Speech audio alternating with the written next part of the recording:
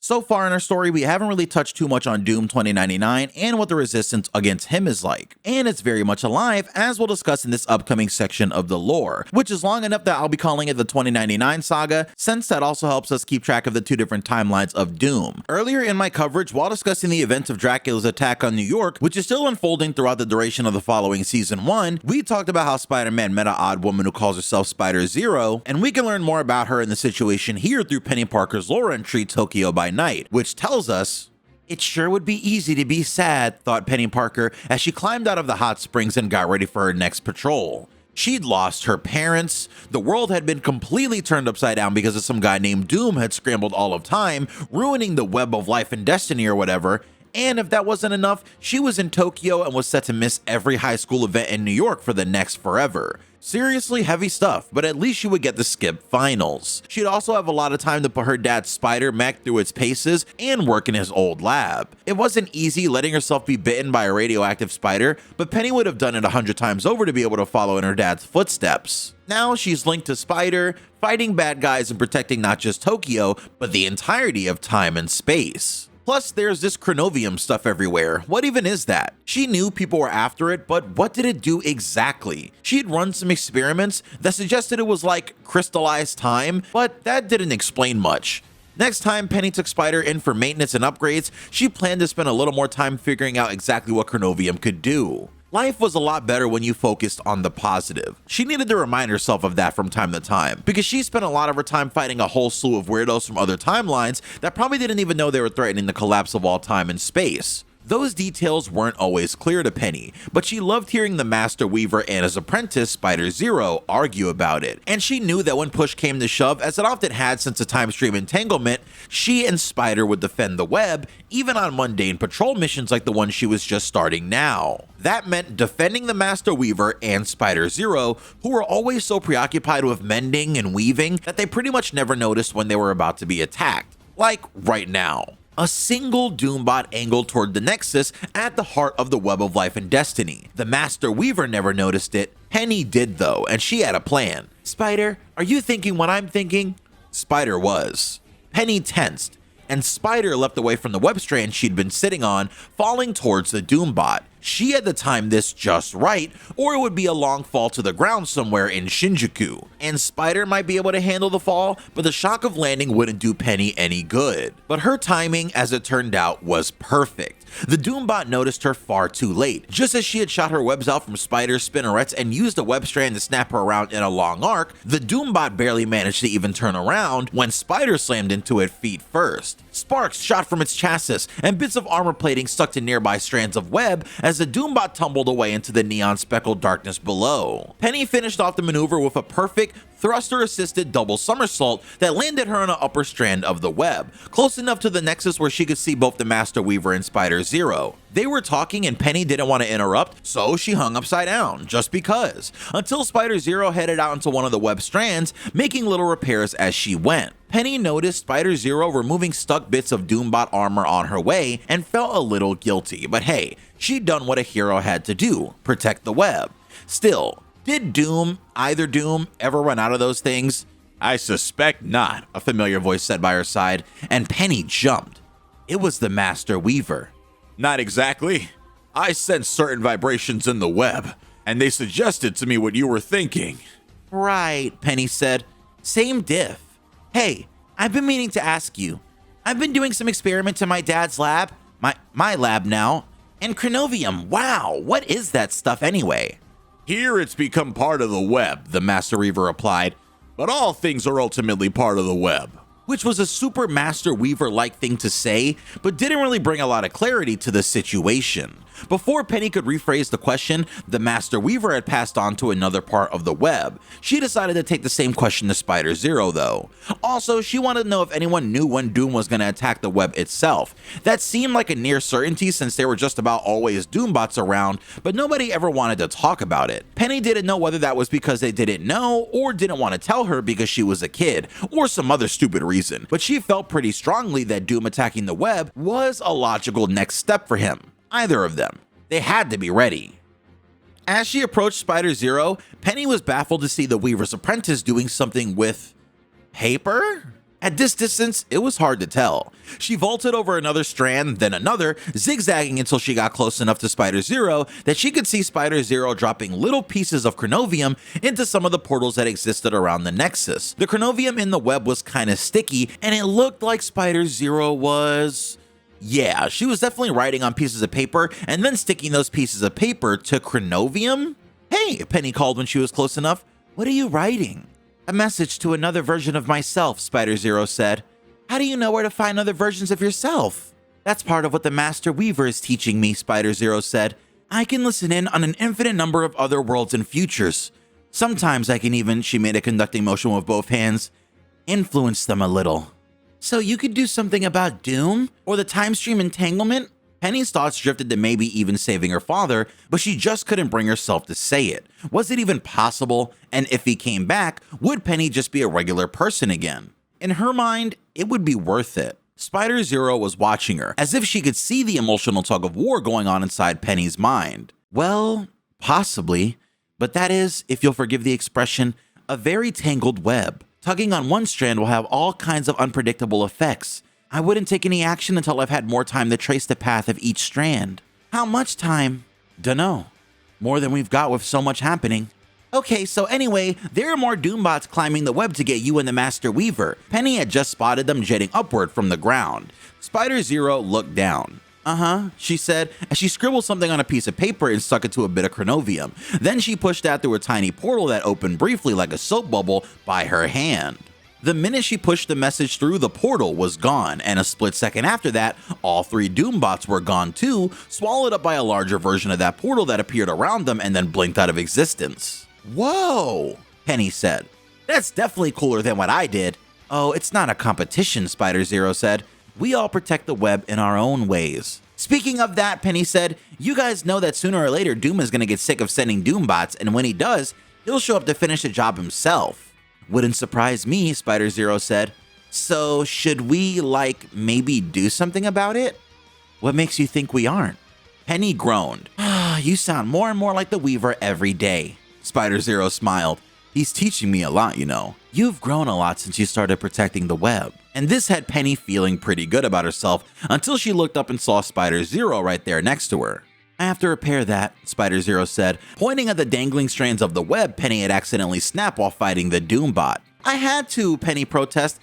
I know, Spider-Zero said. I'm not angry. I just have to repair the web. That's what I do. That's who I am.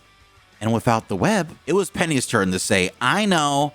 After the time stream entanglement, the web was more important than ever. It wasn't just the Dooms they had to worry about, but any dimension-hopping villain or creature might appear at any moment to destroy the web or the Weaver, or they might try to destroy Tokyo or Japan or the world, or all worlds for that matter. But none of that was going to happen while Penny Parker was on patrol. That should be a banner, she thought. Penny Parker on patrol. How cool would it be to have her own banner that followed her around and maybe had her own sound effects, like a synthesized soundtrack? Even better. She started composing the tune in her head as Spider leapt and climbed through the endless strands of the web. And soon enough, she had Spider-Zero back where she belonged. She looked down on the city, then up at the vastness of the web and the universe beyond it, and thought, I wish my father could have seen this. My father's also dead, Spider-Zero said, pausing for a moment in her work. But I think he would be proud of the work I do. Same for you. Well, that gave Penny a little twinkle in her heart. This hero business wasn't just about the fights. It could make you feel good sometimes too. Now in this lore entry, we learn that there's a very minuscule, slight disagreement between Spider-Zero and the Master Weaver, which Spider-Man expands on now that some time has gone by and there are some other heroes keeping New York safe than we can read in the Web Warriors gallery card. Hey kids, Spidey here. Okay, this is gonna sound weird, and that's coming from a guy who swings around New York City on a web and fights villains and vampires all night long. Alright, so I finally took Spider-Zero up on her offer and hopped through her portal, mostly because she just wouldn't take no for an answer. And where did I end up? In Tokyo, which sounds kinda cool at first, right? But it wasn't the Tokyo of my world. Nope, that'd be too easy. Instead, it's the Tokyo of the year 2099. As if web swinging 75 years into the future wasn't already strange enough, there seemed to be some sort of Spider-Man cosplay convention going on. Seriously, check this out. There's a girl named Peni and her high-tech spider bot, a Spidey with a spiked mohawk and a guitar who is like a billion times cooler than I could ever be, a low-effort Spidey who kind of looks like you forgot his costume at home, oh, and of course the aforementioned Spider Zero who organized this little shindig. Why'd she bring us here? Well, she says the multiverse is in grave danger, isn't it always? And that the only way we can hold things together is by mending a massive rift in space and time that's shredding the web of life and destiny. You know, the cosmic network of threads that connects all dimensions? So she took a field trip across a few different realities and gathered herself a crew of experts when it comes to spinning strong webs.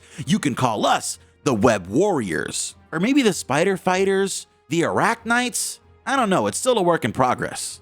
Anyway, we're all on board of Zero's plan. I mean, usually I try to stick to my own turf, but if we can pull this off, we'll end up saving a lot of friendly neighborhoods, and that works for me. The whole thing sounds like an easy win, but, and this is a but bigger than the rhinos, there's someone working against us. Kinda. See, Zero's former mentor, a spider-leg creeper called the Master Weaver, is supposed to be the guy the universe chose to protect the web of life and destiny. Apparently, he's gone rogue, and he's decided that he's gonna try to use the temporal energy from the rift to strengthen the web of life and destiny, even if it means putting Tokyo and all of its citizens in unfathomable levels of danger. And that's just not how we Spideys roll. Or swing, you know what I mean. The Master Weaver banished Zero from his fancy little spider islands for having a different and slightly more sane opinion. So now it's up to our scrappy little cluster of spiders to patch up a giant hole in the sky before the web of life and destiny unravels and all of reality follows. Piece of cake, right? See, I told you it was gonna sound weird. Now this advances the story of the Master Weaver, a character that should be an ally, but decided to try and infuse the web of life and destiny with Carnovium despite the consequences that might cause. This is what the Spider Island's missions and matches revolve around, as on the side of the heroes we're tasked with repairing the web of life and destiny, where we can also get this special holographic message. Okay, here's the deal, Spider Friends. I need to get to the floating islands to fix the web of life and destiny. But the public eyes is drones. The battle starts in 5, 4, 3, 2, 1. All you need to do is capture the mission area. And also this discussion with Spider Zero herself. Wait, you didn't swing here all the way from New York, did you? On the other side, you can actually help the Master Weaver in his goal of altering the web, while you stop Spider Zero from reaching Budokan in Tokyo 2099. Successfully completing the missions on Spider Islands will grant you the Spider Totem, which reads as just another reminder of the events of this season, going over much of what we're going to explain or already have. However, it does add the extra tidbit that this mythical item was disturbed by the time stream entanglement, despite it being in the Master Weaver's collection, and you can actually see the Spider Totem itself in-game on this map here. So with that said, that's currently all the lore we have on the Spider Islands, Tokyo 2099, Spider-Man, Penny Parker, the Master Weaver, and Spider Zero, but our friend Adam Warlock has been floating through this vast emptiness of space for long enough now, so it's time to check back on him, as in his Golden Sail lore entry, eventually he thinks to himself, now that my cosmic awareness had been fully awakened, I could sense another empire on the horizon. This one was not nearly as ancient as Odin's realm, yet its own gods seemed just as eager to call my name. Warlock, she said with a growl of disdain, you've certainly come a long way to die. Was I being threatened for merely passing through this space? How rude. The intergalactic empire of Wakanda shall not harm you, traveler, the voice continued, but those beyond our borders will not be nearly as kind. Of that, you have Bast's word. Bast, the Panther Goddess. A member of the Orisha, which last I remember, isn't that a pantheon of deities worshipped by the people of Wakanda? But last I recalled, Wakanda was merely a nation of the planet Earth, not an interstellar civilization. Could I have drifted into another reality? More precisely, Bast interrupted, other realities have drifted to you. This time stream entanglement has brought us together from across a multitude of planes. What is left of each universe is converging into one, as if we have been gathered. Gathered? Gathered for what? For the feast. As Bast snarled her final words into my mind, it became clear that her divine presence had somehow been corrupted. Could she have been tainted by the very same darkness that Odin had warned me of? I had no way of knowing, as my journey across the spaceways had already continued deeper into the heart of this strange patchwork galaxy. Child of the light. A third odd voice suddenly echoed within me. This one I could identify without hesitation. It spoke with such raw power that it could only belong to a celestial, an ancient being spawned at the dawn of time. But yet, even though its words passed through my conscience with tremendous force, they were softer than other celestials I had encountered. Muted, faded, shifted like distant memories. You would be wise to listen, lest my fate end up being yours as well, the celestial implored, though I had little choice to give it anything less than my undivided attention. As you know, we Celestials were born at the beginning of all that is. But we were not the first.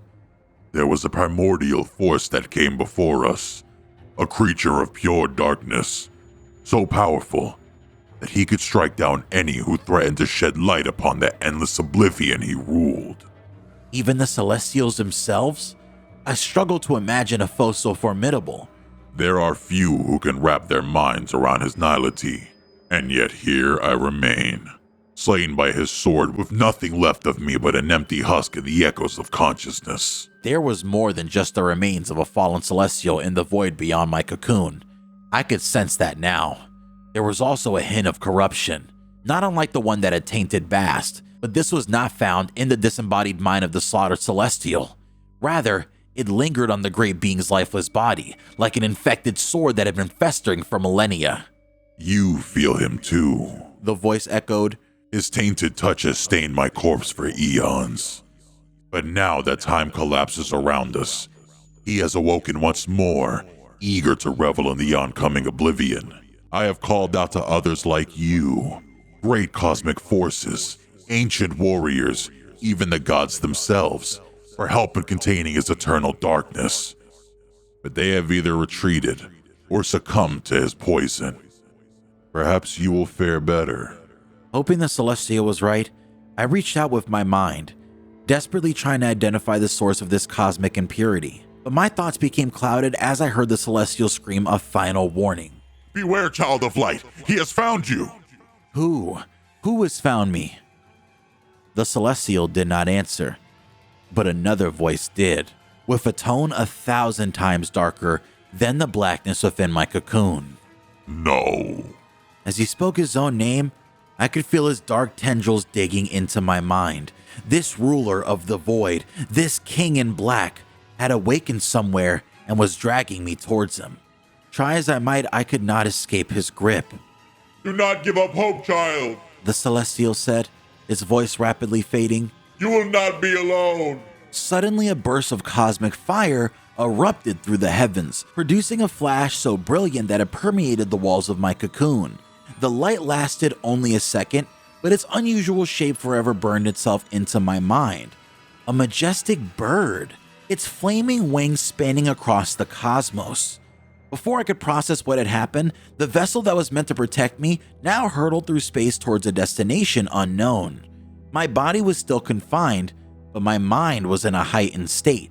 Where there had once been blinding light, now darkness and despair had slithered their way in. I was overcome with images of the horrors that Knull had once committed, and those he had yet to unleash upon the universe. I could see his past and his future, but what of his present? That, it seemed, was shrouded in mystery, a void greater than Knull himself. Suddenly, my journey across the galaxy came to a violent end as my vessel made impact across a most unusual surface. Was this a planet? No. I could feel it writhing around me as if it were alive, and more, I could feel Knull's sinister presence closer than ever. Wherever I was, he was as well. Before my cocoon could be dragged beneath the churning sea of oblivion surrounding it, a single crack appeared above me. Where before there was nothing, now there was the faintest glow, the faintest hope. I pushed through, emerging from my cocoon to gaze upon the surface of a world teeming with alien life. And as my mind touched their hive mind, it all became clear. This was Klyntar, the planet of the symbiotes. It was here that his own followers imprisoned him eons ago, and it was here that he was biding his time, regaining his strength in hopes to break free and claim his prize once more. Perhaps he had dragged me here to snuff out my light before I could drown out his shadows. But he made a grave miscalculation. I broke free first, and as I stood upon Knull's planet-sized prison, I made a solemn vow to do anything in my power to make sure that his infinite darkness would not go unchecked.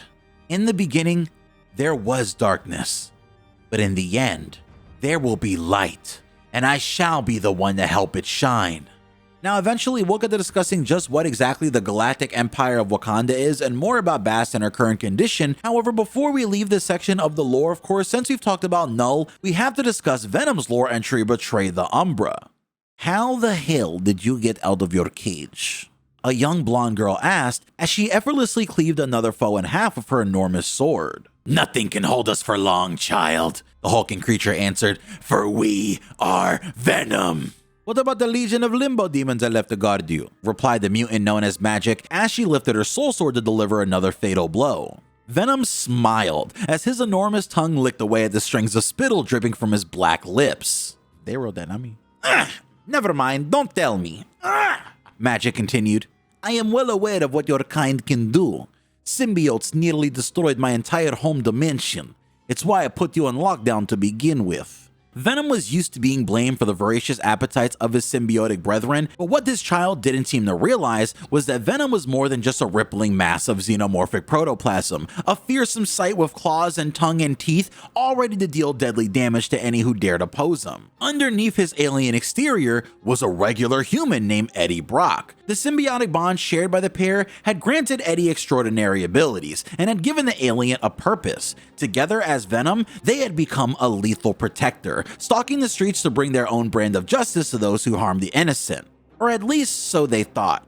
To be honest, the details of Venom's past felt a little hazy, because when his own reality collapsed around him, the Klyntar hive mind that connected Venom to his fellow symbiotes overloaded Eddie's brain and left him and his alien counterpart completely disoriented. To be honest, they really weren't quite sure where they had come from, and they certainly weren't sure where or when they were now. We're free now, Venom said, assessing his former captor, and you look far less dangerous than they do. Ha! And you'd be surprised. We'll take our chances, little one, Venom continued, stepping forward to join his beautiful but deadly new companion in the fray. So, what are we fighting? The gods, Magik replied casually. Well, the ones that are left. As Venom surveyed the endless battlefield, he realized that the young mutant was not exaggerating. Somehow, he had ended up in another realm where occult forces were locked in an eternal war. This was far beyond the types of battles he had previously been accustomed to. Fighting criminals and Spider-Man on the streets of New York was easy compared to fighting off against demons and demigods in a cross-dimensional hellscape. In a place like this, there was no right and wrong, no innocent and guilty. These were divine forces at war, and both halves of Venom were beginning to realize just how mortal they were. How can we possibly slay gods, little one? Venom asked, genuinely curious. A big sword works, Magik replied with a smile, giving her own weapon another skillful thrust into the oncoming hordes. And Venom almost lets out a chuckle, glad to finally find a taste of humor amidst the horrors of this strange war. But instead, he falls to his knees and lets out a primal scream as daggers of pain suddenly pierce through every fiber of his being. It was as if an alarm had sounded inside of his head, sending his symbiote side into a frenzy. In his mind, he saw images of a distant planet shrouded in darkness, accompanied by the anguished cries of 1,000,000 living creatures. But there was something more. Something was alive deep inside the world itself. Someone whose presence felt as cold as the void of space, and they were desperate to find a way out. What just happened? Magik asked, offering a hand to help Venom to his feet. The hive mind, Venom said, slowly recovering his senses. It is a group consciousness, a kind of network that allows symbiotes to communicate, and they just sent us one hell of a message. What did it say? Magik asked, hiding her fear of what the answer might be. They want us to come home to their planet, Venom responded. They want us to slay Knull before he can slay us all. Knull? Who's that? Magik inquired. Their god, Venom said. Then you'd better get yourself a sword, Magik replied dryly before returning her attention to the battle at hand. The bigger, the better. Trust me. Yes, Venom mused, and we think we know where to find one. Venom had heard the legends from his symbiote kin. Long ago, Knull wielded a mighty blade known as All Black, the Necro Sword. It was said that he had once used the weapon to strike down a Celestial, one of the oldest and most powerful cosmic beings in the known universe, and the stories claim that Knull triumphed, but the Necro Sword was lost in the fray. Lost, but perhaps not gone forever. If the sword was still out there somewhere, Venom knew he had to find it, but he was more skilled at swinging through dark alleys and surfing the spaceways. So, how do we get to the other side of the galaxy before all of reality is consumed by darkness? Venom asked, not expecting Magik to have an answer. Easy, she responded, her eyes beginning to sparkle with energy. Just show me where you want to go. Venom reached out to the young girl, allowing a small portion of his symbiote half to slither onto her bare skin, and as the alien entity formed a new bond with Magik, it instinctively tapped into her mutant ability to open interdimensional portals, and in the blink of an eye, a doorway across the cosmos had opened in front of them. As Venom stepped through the portal and into the unknown, he turned and waved to Magik. Thank you, madam, he uttered. She nodded back knowingly before returning her attention to her arcane enemies. Both warriors had impossible battles ahead, yet they were well aware that they had no choice but to keep fighting for as long as it took to claim victory. As relieved as he was to leave the war-torn netherworld behind, Venom had no time to celebrate his escape. Everything was being drowned out by the collective fear coursing through the symbiote hive mind. If Knull were to return, he would not rest until all that was left was endless oblivion. The King in Black was determined to rule once more, and his first act would be to erase all life in the universe. So Venom thought to himself that he could not let that happen. When Venom emerged from Magik's gateway, he found himself standing upon the towering remains of a slaughtered Celestial adrift in the void. He could sense a darkness on its colossal corpse, similar to the sensation he felt when the hive mind revealed Knull's presence on their homeworld. Soon, he saw the hilt of a sword jutting from the Celestial's side, and around the wound the buried blade had inflicted, an ebony energy bubbled and churned like a cosmic infection that had been left untreated for eons. Venom reached for the handle of the Necro Sword, but the blade would not budge. Its darkness had spread across the Celestial's armored surface, but Venom was never one to give up easily, so he pulled again, and again, and again, but to no avail. With his full focus on the task at hand, Venom failed to notice that he was no longer alone. Some sort of cosmic cocoon, a mysterious vessel with an even more mysterious passenger, had drifted close to the Celestial remains, and little did Venom realize that the man slumbering inside this protective shell had just awoken what was left of the fallen Celestial's consciousness. So as Venom gave the hilt of the All Black one last mighty pull, the Celestial let out a psionic scream, not from the physical pain of the blade impaled in its side, but rather from the mental anguish it was experiencing as it communed with this other cosmic companion. But the reason behind the Celestial's screech did not matter to Venom. All he cared about were the end results. So knocked back by the Celestial's violent outburst of posthumous pain, Venom was sent tumbling aimlessly through space as he plummeted through the void, and he watched the All Black, now awoken from its slumber, burrowing itself deeper into the Celestial until it disappeared from view. Now he would have to find his way back to it, with aid perhaps from his new mystic ally, if he could survive crash landing into the planet that he was swiftly approaching, that is. Bracing himself, Venom feared he was about to leave behind nothing more than an impact crater as his legacy, but his arrival on the planet's surface was unexpectedly soft, as if he'd been caught and cradled by a million loving hands. As he rose, he realized there was a good reason for his surprisingly safe landing. He was home. This was Klyntar, planet of the symbiotes, and they had unexpected company. Nearby, Venom saw an unusual object, the very same cosmic cocoon that he had failed to notice during his time at the Celestial remains. It too had been hurled through the void and onto Klyntar's surface, delivered as if by fate itself. But while Venom was welcomed home by his brethren as a champion, the cocoon was seemingly about to be swallowed by a sea of hungry symbiotes. Venom could not allow that, now without knowing what or who was inside. With fang and claw, he tore through the cocoon's protective outer shell, and within moments, a figure emerged from inside, clearly more golden god than mortal man. Venom watched and waited as the new arrival gained his bearings, not sure if he was friend or foe. His question was swiftly answered as the luminous warrior turned and attacked him. "Don't know who you are, Goldie," Venom said, watching the planet undulate around him. "But I've got work to do, and I won't let you stand in my way." "I am Adam Warlock," the man said, "and I will not let you corrupt this universe with your darkness, living shadow." Venom instantly lowered his shoulders and laughed. You think I'm Knull? He said, You've got it all wrong, sir. I am no king in black. I'm the one who came to end his reign. Permanently. Adam Warlock paused and looked at Venom.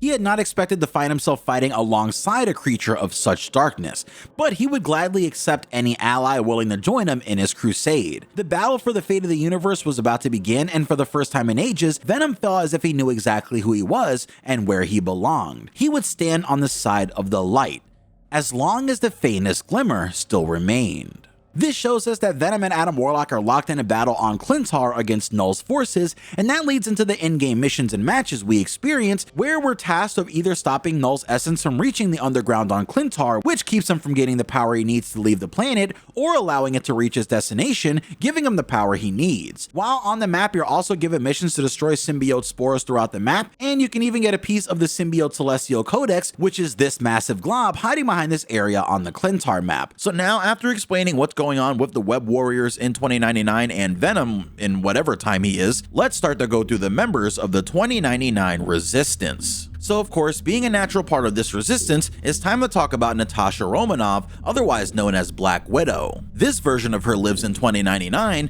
but is actually from the modern day era, as she was given super soldier-like serums that vastly extended her life and kept her in great shape for over 100 years so far. This sadly means most of her friends are long gone. However, as the leader of the Red Room, she leads her forces against Doom alongside the Resistance. In one of the more interesting lore entries in the game, Black Widow's Mercury Unsealed reads, taking Natasha Romanoff by surprise was no easy task. She had been trained by a young age by her handlers in the Red Room to anticipate every eventuality. Of all of her many skills, it was the one she took the most pride in. Even when the world itself was on the brink of disaster, nothing ever caught her off guard.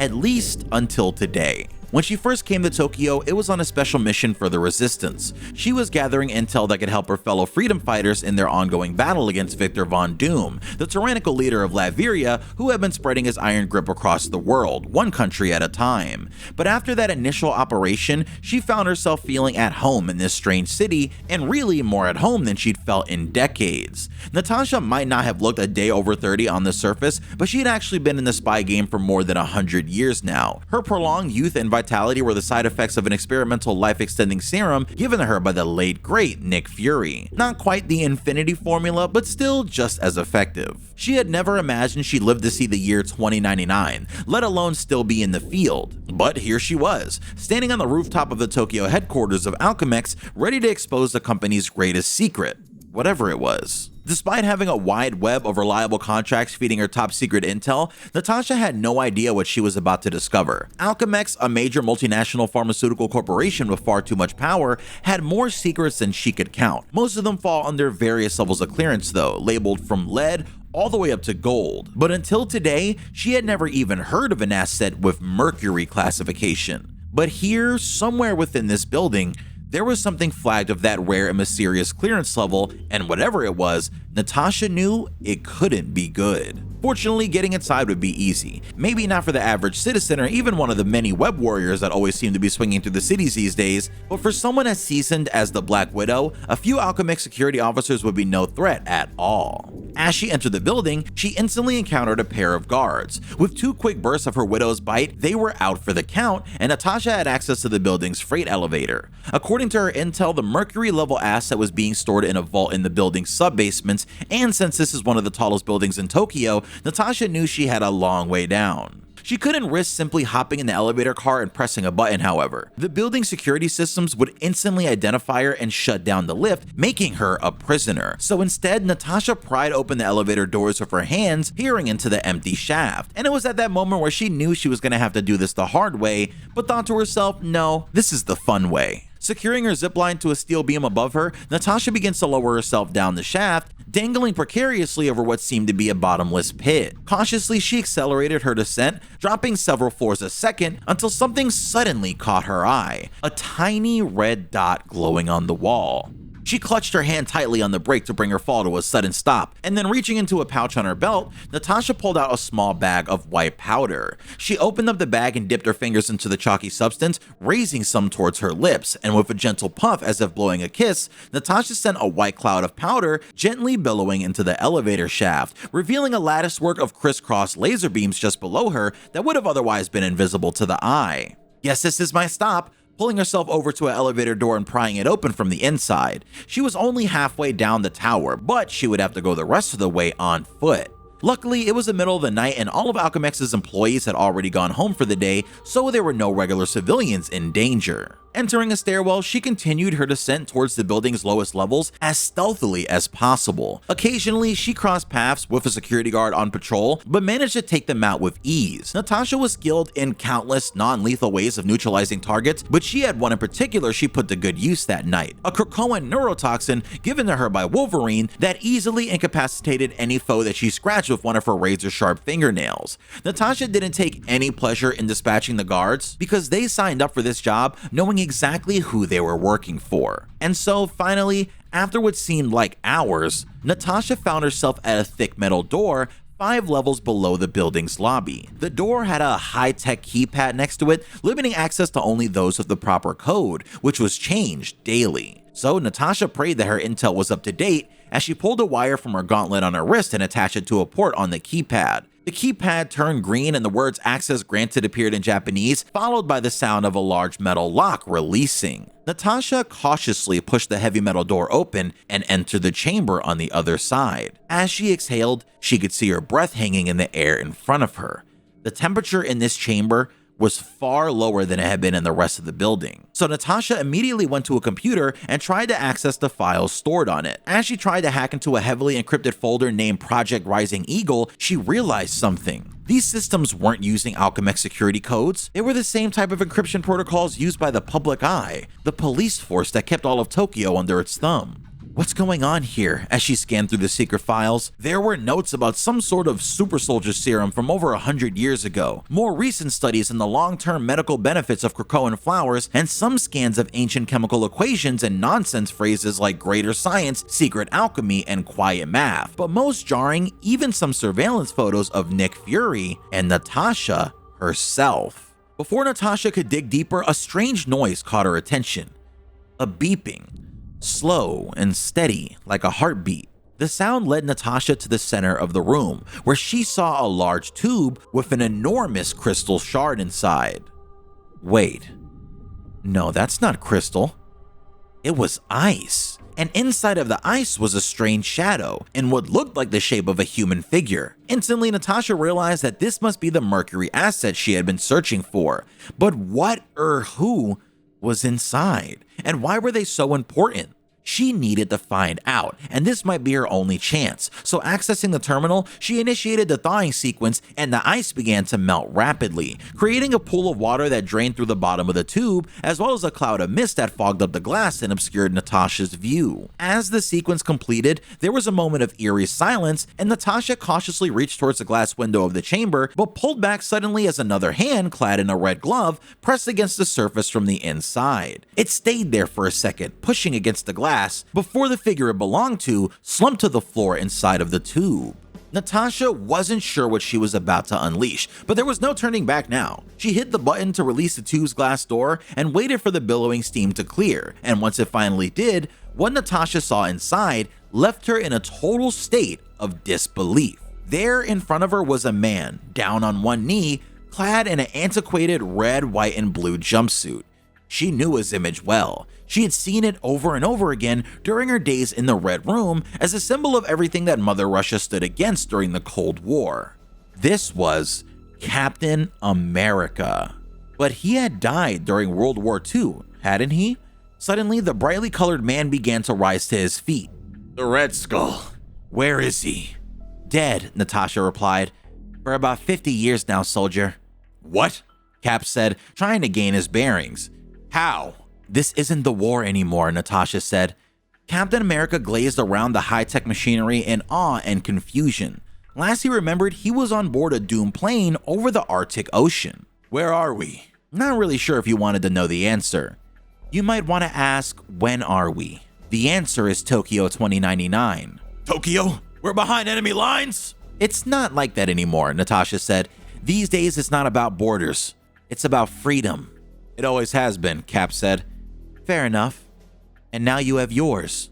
Thanks to you, Cap replied, knowing that without his new friend's aid, he would still be suspended in a deep freeze. That won't last long if we don't get you out of here. Leading Cap towards the door of the chamber. Alchemax was keeping you on ice for a reason.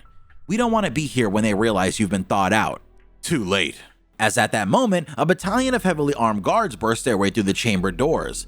Public eye, Natasha said, recognizing the guards' uniforms. Never heard of them, Cap responded as he blocked the guard's electrified nightstick with his forearm. but I can't say they don't remind me of someone.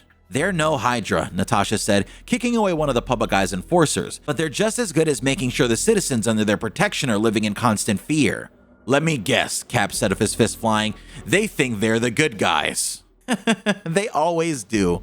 Some things never change, Cap mused, wishing that he had his trusty shield with him as he knocked back another guard. We need to get out of here, Natasha said, fighting her way through the chamber door. We don't stand a chance against this many of them in such a tight space.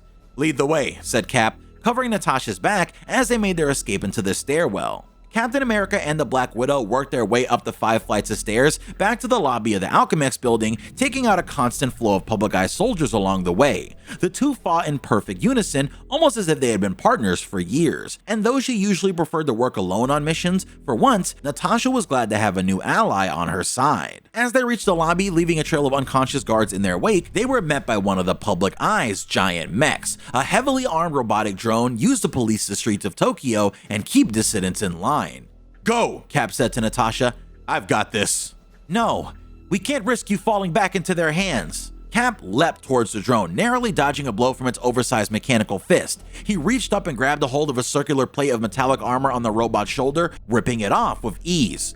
I'll be fine, Cap said with a smile, holding the disc of armor like a shield. I used to be able to do this all day. Time to find out if that's still true. As Natasha reluctantly raced towards the lobby's main exit, Cap hurled the armored plate at the drone's torso, slicing right through its core circuitry. The mech began to spark wildly, and suddenly its single eye turned a bright red. Self-destruct protocol initiated, the drone said in a synthesized voice. Well, that's new, Cap said under his breath, realizing the critical mistake he had just made. Natasha turned back and rushed to help Cap, but it was too late. The drone erupted in an enormous burst of flame that filled the lobby. Cap leapt on top of Natasha, protecting her from the burst, but the shockwave from the explosion still hit them both hard. Natasha's vision went blurry as she hit the ground, and moments passed before she regained her consciousness. She looked around for the man who had just rescued her from a fiery fate, but he was nowhere to be found. Where had he gone? The answer would have to wait. Sirens were blaring nearby, and the public eye was about to bring in backup, so Natasha needed to get as far away as possible. So the Black Widow managed to disappear into the night as she had done so many times before, and her mission had been partially successful, but she wouldn't be able to rest until she knew what had happened to Captain America. As for the first time in ages, Natasha had been caught by surprise, not only by the legendary hero in the block of ice, but by the unusual feeling he had inspired within her, something she hadn't felt in decades: hope. Now, alongside Natasha in the future, when she's not randomly freeing Captain America and then losing him mysteriously, another odd ally sometimes is Frank Castle, and we see how they get along in Punisher's lore entry Initiation Ceremony, which reads, "The future had seen countless advancements in technology and pharmaceuticals thanks to companies like Stark Fujiwara and Alchemax. Safety and security were at an all-time high as well, due in large part to the proactive police force known as the Public Eye. At a glance, everything seemed perfect. A little too perfect. But a closer look revealed another story. Even though the quality of life had improved dramatically for everyday citizens, there were still those who lurked in the shadows, searching for ways to use that miraculous progress for their own personal gain. In every utopia, there was always someone desperate to turn the brave new world upside down. Fortunately, there were also those who had dedicated their long lives to stopping them at any cost. Those forces were destined to collide in a warehouse on the lowest levels of a forgotten district of Tokyo, far below the strange webs that had woven themselves through the night sky. There, the Yoshida Corporation, once one of Japan's greatest crime families and now a multinational manufacturing powerhouse, was set to meet with a mysterious new syndicate rumored to be making a move for power in New York City. the Castellonis. While the Yashida Corp had gone legit decades ago, they still had a number of illicit operations hidden in their books, dealing in everything from narcotics to weapons. Tonight, the focus was on the latter. Led by Shiru Yashida, a direct descendant of Lord Shingen himself, the Yashida Corp's delegation numbered over 20 armed men. They were trained to remain cold and confident, but they couldn't help but laugh when the door to the warehouse slid open and a single figure in a long dark coat walked into the darkness. Let's get down to business, shall we? The man representing the Castelloni said. Bold, Shiru said with a smile. I already like you, Mr. Tower. Johnny Tower. Now what have you got for me? The Yashida Corp wasted no time, unveiling a table covered in a wide array of high-tech weaponry unlike anything that had been seen on the streets of Tokyo or any other city. Plasma cannons, EMP grenades, vibro knives, and countless other innovations designed solely to cause their targets the most damage and pain possible laid on the table. These were weapons of war, and the Yashidas had no qualms about unleashing them on the innocent people of New York for the right price, of course. After the Yashidas finished their presentation, Tower paused for what seemed like ages, scanning over the table of weapons in silence. The tension that filled the warehouse escalated until he finally spoke. I'll take all of them, Shin. His cold expression never changing. Surely, a young syndicate such as yours cannot yet afford, Shiru began in astonishment, unable to finish his thought before Tower interjected. Didn't say I would pay for them. You see? I said I'm taking them. Shiru Yashida began to laugh as he reached for the sword dangling from his belt. It was a family heirloom, which once belonged to an esteemed ancestor of his, the mutant known as the Silver Samurai. While Shiru did not possess any powers himself, he had trained in swordsmanship since he was a boy, and he knew he could best anyone, especially some petty New York mobster who didn't seem to know his station. I'll take that sword off your hands too, Tower said, his grim face finally softening into a smirk. What is it you Americans say? Asked Shiru, signaling to his men to draw their weapons. Ah yes, over my dead body. Johnny Tower reached into his long coat and drew out a pistol that looked as though it had been manufactured a century ago. Before anyone could react, deal! There was a bang, and Shiru Yashida fell to the ground in a motionless heap. A split second later, Johnny Tower was bombarded by a firestorm of bullets from the weapons of the other members of the Yashida delegation. Tower tried to stand strong, but he stumbled backwards as the projectiles hit his chest over and over again, the force of the impacts eventually driving him to his knees. But when the barrage ended, Tower stood up and dusted himself off as if nothing had happened. Should've aimed for the head like I did, Tower grunted, lunging forward and grabbing a cutting-edge plasma cannon from the table of weapons. He opened fire on the Yashidas, who could only stare in utter disbelief. It wasn't the fact that Tower had survived their merciless attack that made them freeze in their tracks, it was what they saw peering out from beneath Tower's tattered black shirt. A stark, white skull, gazing back at them from the front of a bulletproof vest. The mark of the Punisher. For many of them, stories of the Punisher were like fairy tales. The vigilante who hunted criminals in the night. The real Punisher, a man named Frank Castle, had lived and died ages ago. So who was this man opening fire at them now? Someone who had styled himself after the legend, or a ghost of the past seeking vengeance? If Johnny Tower had his way, none of them would live to find out. With their leader on ice, he planned to use the tight quarters of the warehouse to methodically pick off each Yashida Corp goon one by one, and since his cover was blown, he'd finally be able to stop doing that voice. But there was one thing he hadn't planned for. Company. That's enough, a woman's voice yelled as Tower spewed a volley of plasma burst towards the cowering Yashida guards. Let them go! Tower looked up and saw a woman perched up in the rafters of the warehouse as if she was ready to pounce down on him.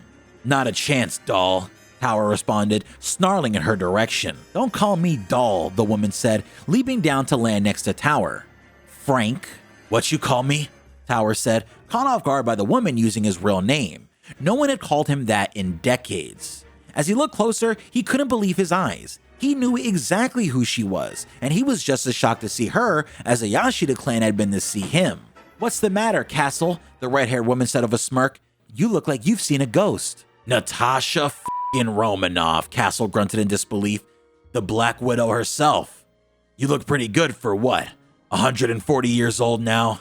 I could say the same about you, Natasha replied, quickly dispatching the remaining Yashida guards of a turn of non-lethal blasts of her widow's bite. What's your secret? Clean living, Johnny Tower, or rather Frank Castle, said. That and some back alley treatments with a knockoff super soldier serum. Same. Well, almost. I got my life-enhancing formula from Nick Fury. That old bastard always did have a thing for dames in cat suits. So what the hell are you doing here, other than blowing my cover? Pretty sure you'd already done that yourself way before I jumped in. I've been on the run. From who? Most people have no idea you still exist, same as me. That may have changed, Natasha said, careful about how much she chose to reveal to the vigilante by her side. I found out that Alchemex was hiding a top-secret asset, something at a level of classification I'd never even heard of. So naturally, you couldn't resist sticking your pretty little head into their business. What I found there, it could change everything. Well, what was it? Not what. Who? No more games, woman. If you've got something to say, spit it out already. It was Captain America, Frank. That ain't possible. Castle stammered, caught entirely off guard for the first time in ages. Cap was the reason he had signed up to be a soldier in the first place long ago, but the Sentinel of Liberty had disappeared at the end of World War II, never to be found. I barely believed it myself, Natasha said, as she played back the recent rescue operation in her mind's eye. But it was him, Steve Rogers, in the flesh. So where's old Stars and Stripes now? Castle asked, with a tinge of hope in his voice. He saved my life, and then he vanished. And you're telling me the most elite spy who ever lived hasn't managed to track a guy in star-spangled armor down yet? Castle was starting to see some holes in her story. I've been a bit distracted, Natasha admitted. After all, I just took your place at the top of the public eye's most wanted list. Aw, come on, Castle groaned. Do you know how hard I worked to earn that spot? You're welcome to have it back. Since that mission, I had to go underground, cut all ties with my network. It's been a mess. So why'd you come out of the woodwork tonight? Castle asked. Because I need your help. Those aren't words I hear very often, especially from a hero like you. I don't usually work with the angels. Well, you better decide whose side you're on fast, Natasha said, raising her gauntlets and aiming them towards the warehouse door. They're here.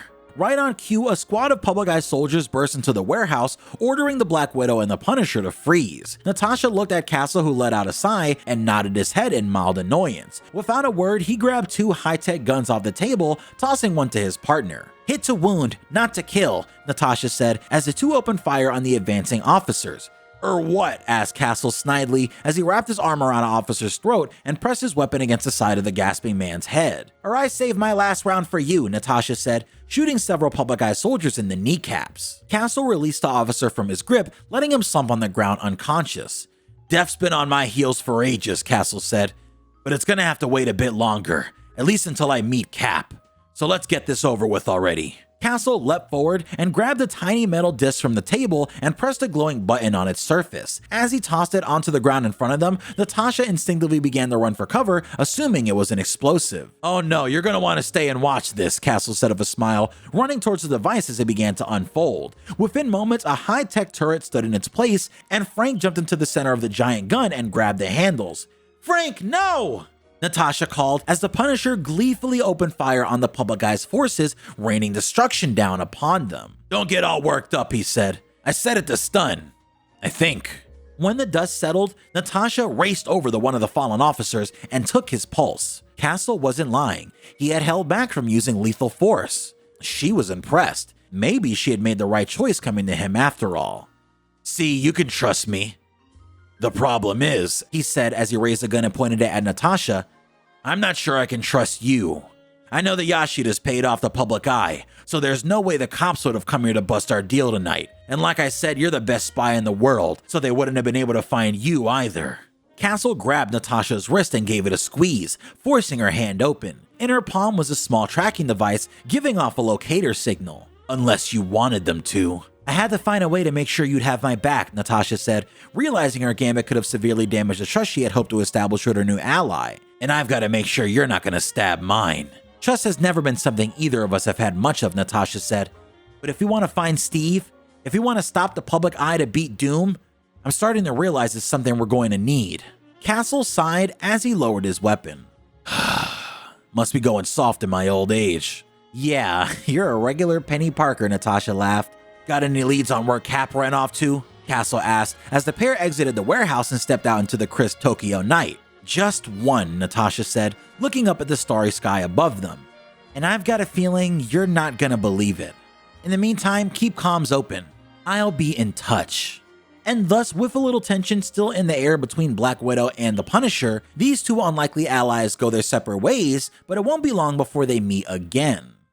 Frank Castle figured it'd be a while before he heard from Natasha and her worldwide squad of Red Room spies, but lo and behold, it wasn't even a few weeks after the sky fell apart due to the time stream entanglement that she found him in an open-air noodle shop nestled among Shanghai warehouses down by the flood-controlled walls along the Hangpu River. The towers gleamed in the night sky, their upper floors hidden by clouds as it had just started raining. "Your kind of neighborhood?" she commented as she took a seat opposite him. "Honest working people," Frank said. "Food ain't half bad either. I had better noodles on Canal Street, though. You stopped by to tell me I'm wanted in Shanghai, too?" "I found you because I need a word." Frank slurped his noodle broth. "We saw what happened in Tokyo. Maybe we should be working together," she spoke bluntly, causing Frank to crack a smile just long enough to let her see it. "I was kidding." "I'm not." He looked at her while recalling what he saw in the sky just a few minutes after he took out some rogue androids, apparently blowing up her mission. It looked like some so-called supervillain did something to the sky, like the old days in New York City when something crazy happened every other hour. Then the sky over Tokyo was different, and Frank couldn't kid himself. A lot of other things were different too. "So, what have you been doing since Tokyo?" she asked. Her tone told Frank that she already knew, so he played it straight. "Went back home for a bit, cleaned up some criminal scum. Then I thought maybe I could help them more by getting after Doom again. I kidnapped one of his engineers, tried to find out what he's working on in Doomstadt. Learned enough to know that I had to come to Shanghai." Frank pressed his thumb on a reader set into the noodle shop counter. He stood and turned his collar up against the rain and said, "Come on." By the time they got up on the flood wall, the rain was coming down in sheets. He couldn't even see across the river to the old international concession. "Been here before?" he asked Natasha. "I've been just about everywhere," she said. "First time I came to Shanghai was back in the 1980s. It's changed a lot." Frank nodded. Shanghai changed fast, and the 1980s were a long time ago. "I mostly stayed in the States after I got home. But once I got the treatment, life got a lot longer. Thought I had more scope, I guess, to take on some bigger problems, because the more things changed, the more I realized that the world was staying the same.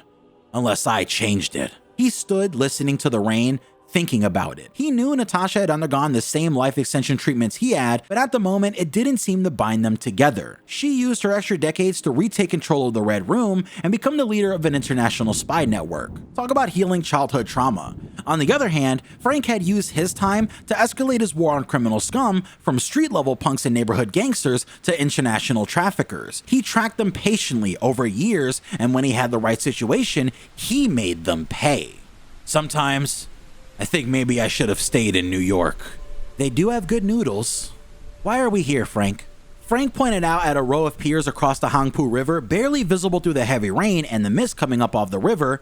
"Single stack, no containers on the deck, but it's riding real low. See it?" Natasha nodded. "That ship flies a Madripoor flag, but it's running cargo for Doom. Special cargo this time. It's headed out to the Philippine Sea. When it gets into international waters and it's far enough to avoid anti-missile systems, it's gonna launch a satellite. Something about locking down any space transport coming from Earth, if the engineer was telling me the truth." Which I think he was. "More than that, Frank, I think it has something to do with what happened in Tokyo." "Most likely."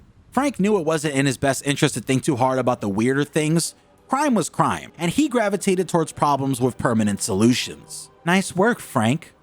We had the ship pegged but didn't know what it was carrying." "Well, Widow, I might spend most of my time getting rid of criminal scum, but I'm not too shabby at paying attention and gathering intel. I don't always go around indulging my trigger-happy vigilante impulses." He was giving her a hard time because she'd called him a loose cannon in Tokyo, and he was still mad about it. But she didn't take the bait. "So, sink it," she said instead. "I'm sure you've got a stash of goodies somewhere that'll do the trick." "Not at the pier. People work there. If I sink a ship at the port, it'll be weeks until they can work." He could see on her face that she hadn't thought about this. "Yeah, you've got to think about the regular person, the little person, law-abiding, trying to get through the day. In the Red Room, those people are all just collateral damage, am I right?" "Maybe in the old days. Now we're all collateral damage in somebody's plan, Frank," looking him dead in the eye. "Anyway, yeah, sinking it is the plan, just not here in the port. The other thing is, unless we blow it sky high, Doom can just salvage the satellite and put it on another boat." "Noted. So what's your plan?" You serious? Yeah, we'll do it your way. Then I want you to hear me out. She stuck out her hand, and as he shook it, she said, "Now can we please get out of the rain?"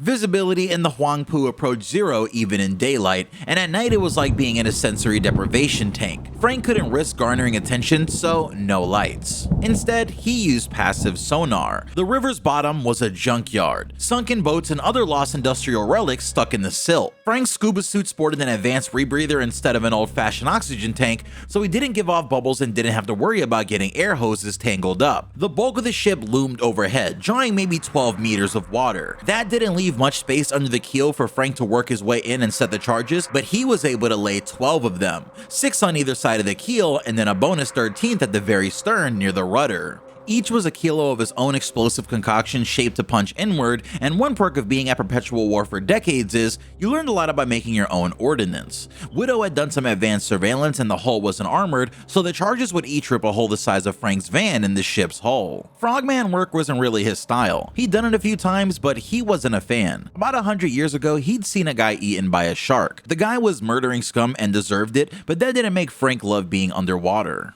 After a careful swim back downriver and across to the industrial flats, he stripped off the scuba suit and Natasha helped him stash it near the seawall inside of an abandoned car. "Everything go okay?" she asked. Yeah, Frank said. Don't need a bath now. They didn't want to draw attention to themselves, so they stayed perched atop a red room safe house in the old French concession. Natasha piloted an infrared detector drone that stayed a few kilometers above and behind the old container ship as it wallowed through the Philippine Sea towards international waters. There it is, Frank said as the ship's deck slid open, revealing a launch gantry that lifted towards vertical. The rocket was small, and Frank snorted when he saw the painted Latvian flag on its nose cone. "He's got an ego, doesn't he?" Black Widow observed as she held the drone control out to Frank. "You want to do the honors?" At that point, Frank took the control and patched the visual feed into a visor lens that he had been wearing for hours. The detector's view appeared before him like he was looking down from above and behind it. Smoke sputtered from the inside of the ship as the rocket's engines began their pre-ignition sequence. Doom, you scum. I hope you're watching, Frank said as he triggered the detonator. The ocean around the ship heaved and the launch gantry tipped to a 20-degree angle. A moment later, a huge belch of fire blasted upwards from inside the ship as the rocket's engine ignited, but before it could lift off, the gantry swung again, smashing into the ship's superstructure, causing flaming wreckage from a second series of explosions to arc into the sky and fall into the sea in blasts of steam. The ship itself was setting fast, heeling over to port as its stem disappeared, and the rocket stayed in the gantry, thrusters sputtering. Not 5 minutes after the charges detonated, the freighter and the rocket were gone, as if they never existed. What's the depth here? Frank wondered. 7,000 meters, give or take, Natasha said. That satellite's not coming back up. Doom's going to be furious. Better than him being happy, Frank set down the drone control and took off the visor. Wait, Natasha said. She picked the control up again and watched the monitor. The water was still churning where the ship had sunk, but now as they watched, the ocean's surface really started to boil. Through the swirling foam, the rocket and its satellite payload rose slowly into the air. You've got to be kidding me, Frank said. Wobbling to stay vertical, the rocket cleared the surface. Its thrusters flared brighter and brighter as it accelerated upward. Natasha touched a fast series of commands on the infrared detector's control, and the drone ascended in parallel with the rocket. You planning to crash it? Frank said. That rocket's gonna be way too fast in a minute. Yeah, she said, but I don't need that long. She stood up from her controls, reaching into her gear with focused swiftness, and within moments, she lifted a massive weapon to her shoulder and took aim as the firearm announced Electroplasm Rifle, charged. Electroplasm Rifle? Partly Frank was wondering why she hadn't mentioned the drone was a flying target, and partly he was wondering where he could get an Electroplasm Rifle of his own. My little fail-safe, Natasha said as she breathed deeply and fired the shot. On the screen, the discharge of the Electroplasm Rifle whited out the screen as it annihilated the rocket and the drone with it. From their perch, Frank watched fragments of the rocket spiral out of the sky, and below there was a massive fireball that dissipated into tendrils of smoke. Globs of electroplasma fell along with the wreckage, crackling as they hit the surface of the ocean. A shame to lose the infra detector, Natasha said, but a small price to pay to finish the job. You didn't trust me to get it done? Frank said. Of course I trusted you, Frank. You said you were going to blow up the ship, and you did. As she spoke, Natasha commanded the agents at the closest Red Room safe house to mobilize. Her spy network would make it disappear. But I also know we're dealing with doom here. And if there's one thing we all need to know, is that when you go up against Doom, you need a backup plan. So, she shrugged. He understood, even if he still felt like she should have told him she was doing it. Guess we ended up working together after all. Yeah, Natasha said. We should do it again. Maybe, he said. If this op is any indication, we've got some kinks to iron out. Also, I want an electroplasm rifle. She gave him a sideways smile, revealing nothing. I'm putting together a team, you know. A few people who aren't afraid of unconventional methods. Maybe they've got what you might call a checkered past. But now they're trying to do what's right for the little guy, like those dock workers back in Shanghai. They're able to go to work tomorrow. So doing good? Sticking up for the downtrodden? What are we, knights? Beats being driven by revenge and a death wish, Natasha said. Frank considered this. He'd forgotten what it had been like to not be on the warpath solo, and if the sky was falling, maybe he did need a hand. If you say so. Yeah. Okay, I'm in.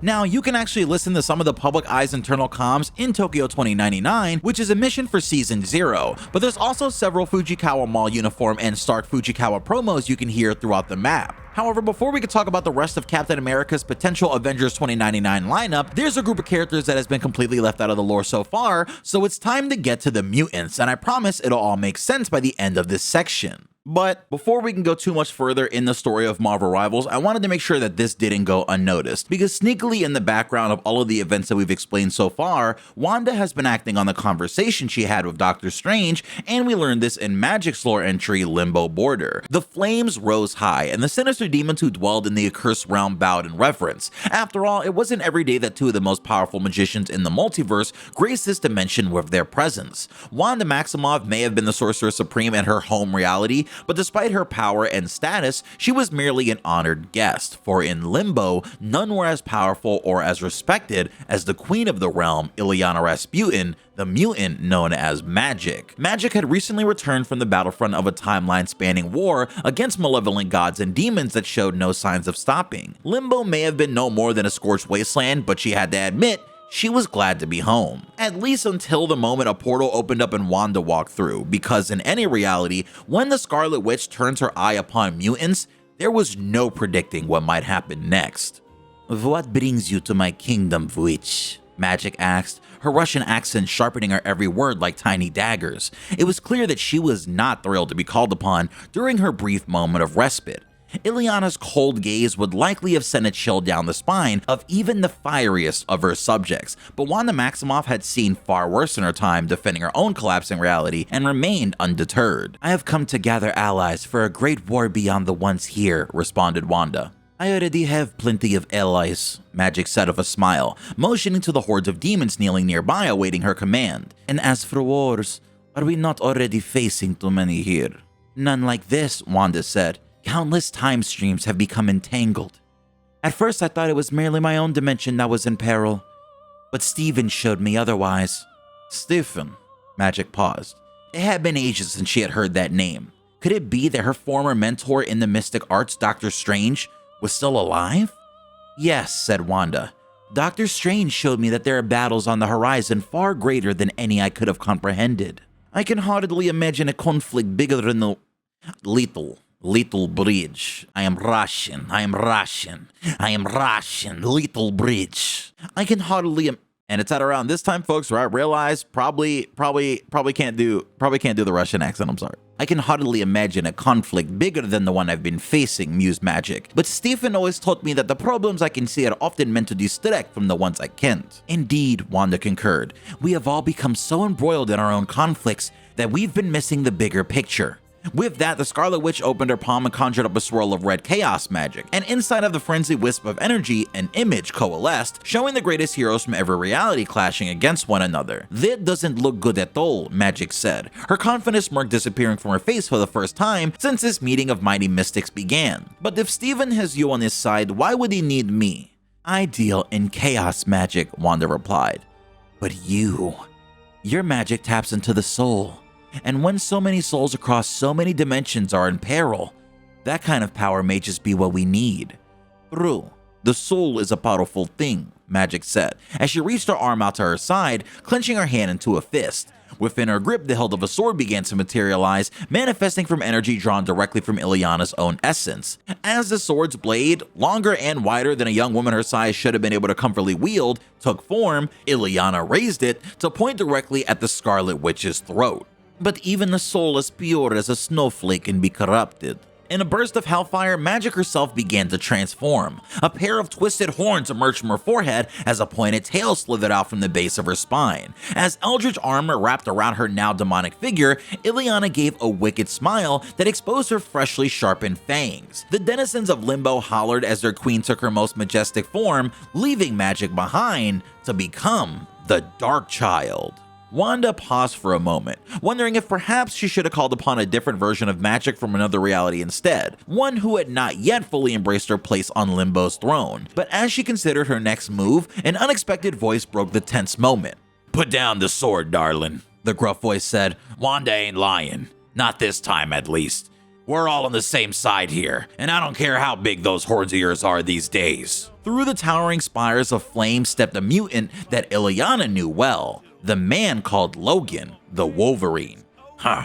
You'll always be that little girl I used to know." It was clear that the creatures of Limbo knew Wolverine as well, because mere moments before they had been building to a frenzy as they cheered their demon queen towards wanton violence. Now their silence was tangible as they quaked with fear. And that's because Logan's claws were fully extended, already dripping with the blood of demons foolish enough to stand in his way. They may have been her loyal subjects, but Magik felt no remorse for those who had fallen at Logan's hand because they should have known better than to cross his path. "Logan, what brings you to this place?" Wanda inquired.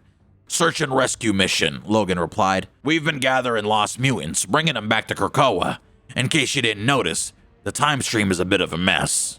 Krakoa is one of the few places that's still safe in any timeline, at least for the moment." "I hate to disappoint," Magik said, "but I am not in need of sanctuary.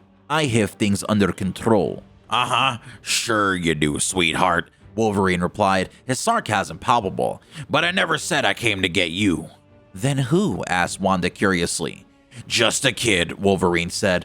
"Doesn't even have a code name yet, but she does have some sort of dimensional warping ability. Made a portal and got sucked into it. Luckily for her, the thing stayed open just long enough for me to jump through after her." "She's probably terrified being lost in a realm like this," Wanda said. "Imagine the trauma." "I didn't have to imagine it," mused Magik. "I lived it myself, and I won't let another mutant go through what I did. Follow me." As Magik began to run, her Dark Child form receded, and her true self took control once more. "Shouldn't I be the one in the lead, darling?" asked Wolverine. "I'm the expert tracker here." "And I am the queen of this dimension. You will always have my respect, but in this place, I am in charge. Now be a good boy and try not to disembowel any more of my subjects along the way, would you?" "Huh. No promises," Wolverine muttered under his breath as the three heroes rushed across the rocky, fire-strewn landscape in search of the missing mutant. Although they each came to this place for different reasons, the Queen, the Witch, and the Hunter all managed to set aside their personal desires to serve the needs of one missing child. And there was no doubt that despite hailing from disparate realities, they all shared the same heroic spirit. "I can sense her presence. Just ahead," Wanda said as they reached the mouth of a small cave. "Reality is bending around her, but a simple hex can set that right." The Scarlet Witch moved her hands like an expert surgeon, weaving a complex spell to stabilize time and space. But chaos magic is not always predictable, and while reality itself may have stopped shifting, the rocks surrounding the cave's mouth had suddenly become dangerously displaced. "Rock slide!" barked Logan as he raced forward towards the hole in the cliff wall, but he was a split second too late. Debris blocked his path, and his efforts to slash through the dense boulders of his adamantium claws yielded little progress. Undeterred, the Queen of Limbo stepped forward towards a pile of rubble, casually opening a small circle in the sky in front of her with her own mutant power. These stepping discs, as she called them, usually allowed her to traverse across distances and dimensions. This time, however, it provided as a safe exit for a very frightened young girl. "Nothing to worry about now, kiddo," Logan said, as a young mutant child wrapped her arms around her hero tightly. "I'll get you home, safe and sound." And how will you do that? Asked Magik. Her powers are too unpredictable, and to be honest, my stepping discs haven't been much better for cross-dimensional travel since the time stream got turned upside down. This old dog's got a few new tricks, Logan grinned. He silently knelt down, pulling a small seed from one of the pouches on his belt, and popping a single claw to carve a hole in Limbo's rocky soil, he planted the seed in the ground, and within moments, it began to sprout. A vine took form, growing and twisting into a shape that resembled a large doorway. Once the vine began to flower, the open, empty space it had encircled began to crackle with a strange energy, and suddenly, the flames of Limbo were no longer visible on the other side, but rather the sun-kissed shores of the mutant island Krakoa. Well, Logan said as he took his young ward by the hand and glanced back at Magik. You coming or not, Rasputin? Magik hesitated for a moment. She wished to witness firsthand the safe haven for her people that her old friend had spoken of, yet she still had a war to fight in another dimension, and more importantly, a critical discussion to finish with the Scarlet Witch. But perhaps this was the very opportunity that Wanda had spoken of, a chance to bring together a mix of forces from across realities to combat the dangers ahead, a chance to make a new kind of magic together, not magic born from chaos or even from the soul, but a magic that comes from the heart.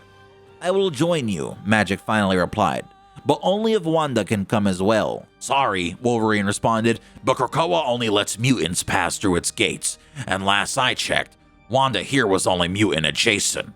Nothing a little chaos magic can't fix, Wanda said with a smile. With a gentle touch, the arcane energy of a hex danced across the organic edge of the Krakoan gateway, causing the white flowers on the vine to turn into a deep crimson, which was surely a sign that Wanda was now welcome to pass through.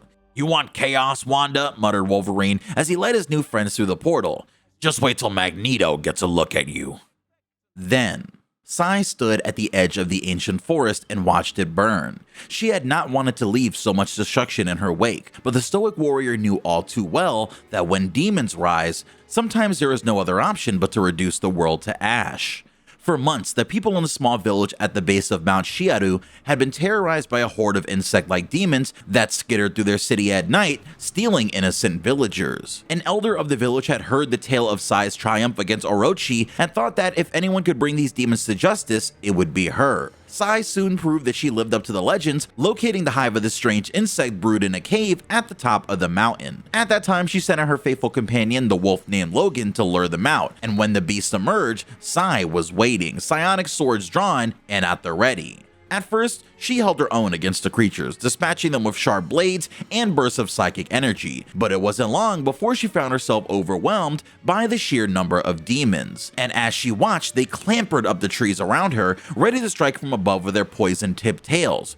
She only had one choice here, and at that moment she reaches into her satchel as she pulls out a handful of fireworks given to her by a friend named Jeju. From another pouch on her belt, she removed a small piece of flint that she often used to light campfires during her travels, and Psy set the fireworks on top of the flint and raised her sword high as the beast descended upon her. With a powerful strike of her sword, the flint sparked and the fireworks ignited. Psy ducked for cover behind a thick tree trunk as the barrage of explosions erupted, sending blazing broodlings scattering in every direction. Now, as the mountain forest became a raging inferno, Psy entered the cave and found the queen of these strange demons. It took every ounce of skill and training to avoid becoming the hideous creature's next victim. But before long, Psy got close enough to plunge her psionic sword into the queen's black heart, and as she did, she could feel the searing pain of every insect connected to the demon's hive mind. It overloaded Psy's senses, leaving her on the brink of collapse as she staggered back out of the cave. Logan came to her aid once again, dragging Psy just beyond the border of the burning forest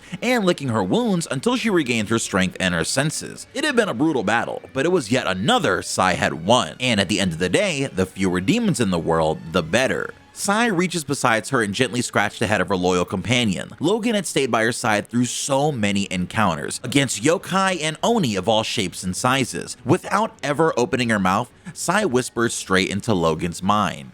"Good boy," she said. "Now come, we have a prize to claim." Psy pulled her round sedge hat up to her head, covering her purple hair as she began to walk away from the flaming trees and back towards the village at the base of Mount Shiaru. As they got closer to the village, Logan sniffed at the air frantically and began to growl. "What's the matter, friend?" Psy asked, But mere moments later, she had her answer. A strange doorway opened directly in front of her, as if out of thin air, and a mysterious figure was about to cross through from the other side. Psy went to reach for her sword, but before she could draw the blade, she felt a pain surge through her body, unlike any she'd ever experienced before. It was as if she'd been hit by the Hulk Maru himself. Perhaps the demons have finally gotten their revenge, she thought to herself. It was only a matter of time.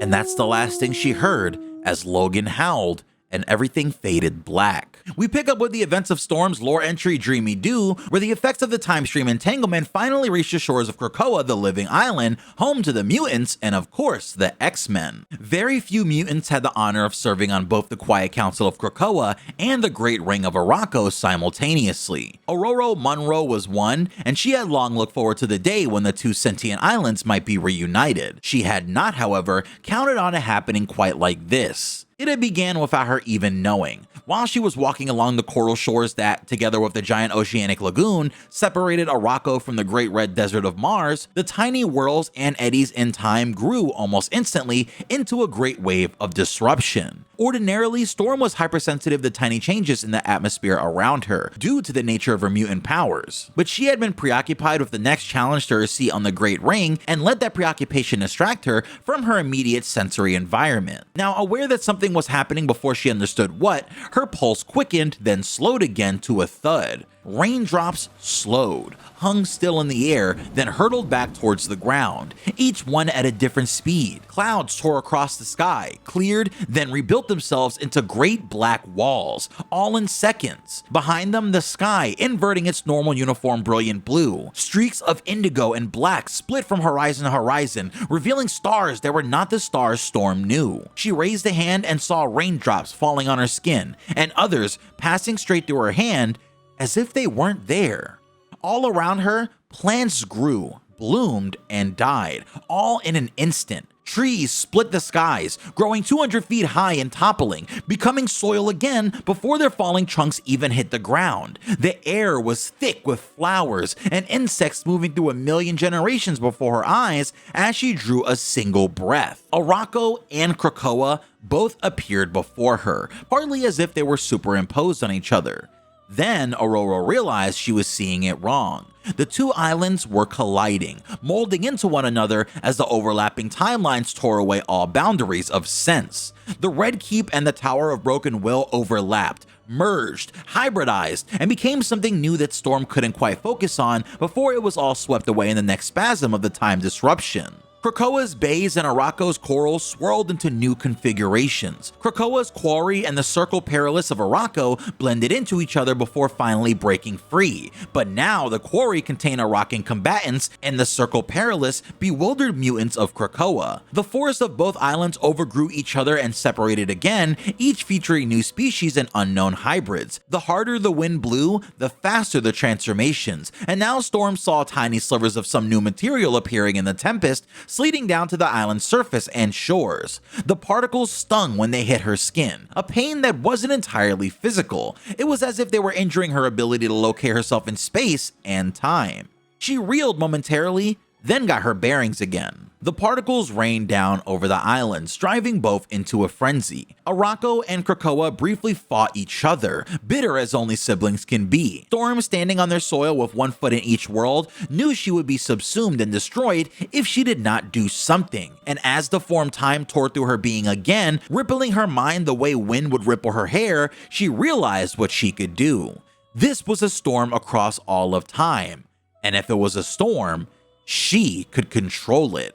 Storm's power over weather was instinctive and had been since she was a girl, but this was new and would not be guided by instinct but by her conscious mind, which was under constant distraction by the onslaught of particles. They ruined her concentration and kept her from grounding herself in the here and now, which was necessary if she were to bring her powers to bear on this time typhoon. And she was not the only one suffering from the particles. The islands, brutally crushed into each other's reality, wailed in pain and fear, both a sound like a hurricane wind and a psychic scream that rang in Storm's mind. This spurred her into action. She may have been the regent of Arakko, but she still held responsibilities to Krakoa as well. The time storm was forcing them together and also twisting a new reality into being around them. Storm felt those currents of power, realized they moved in a system, and for a moment understood that system. Her mutant powers responded. The way electrical charges crackled around her body when she controlled lightning, now space-time itself ripped around her body, creating glimpses of a million different Aurora Monroes from a million different realities, but none of them could disturb or replace her.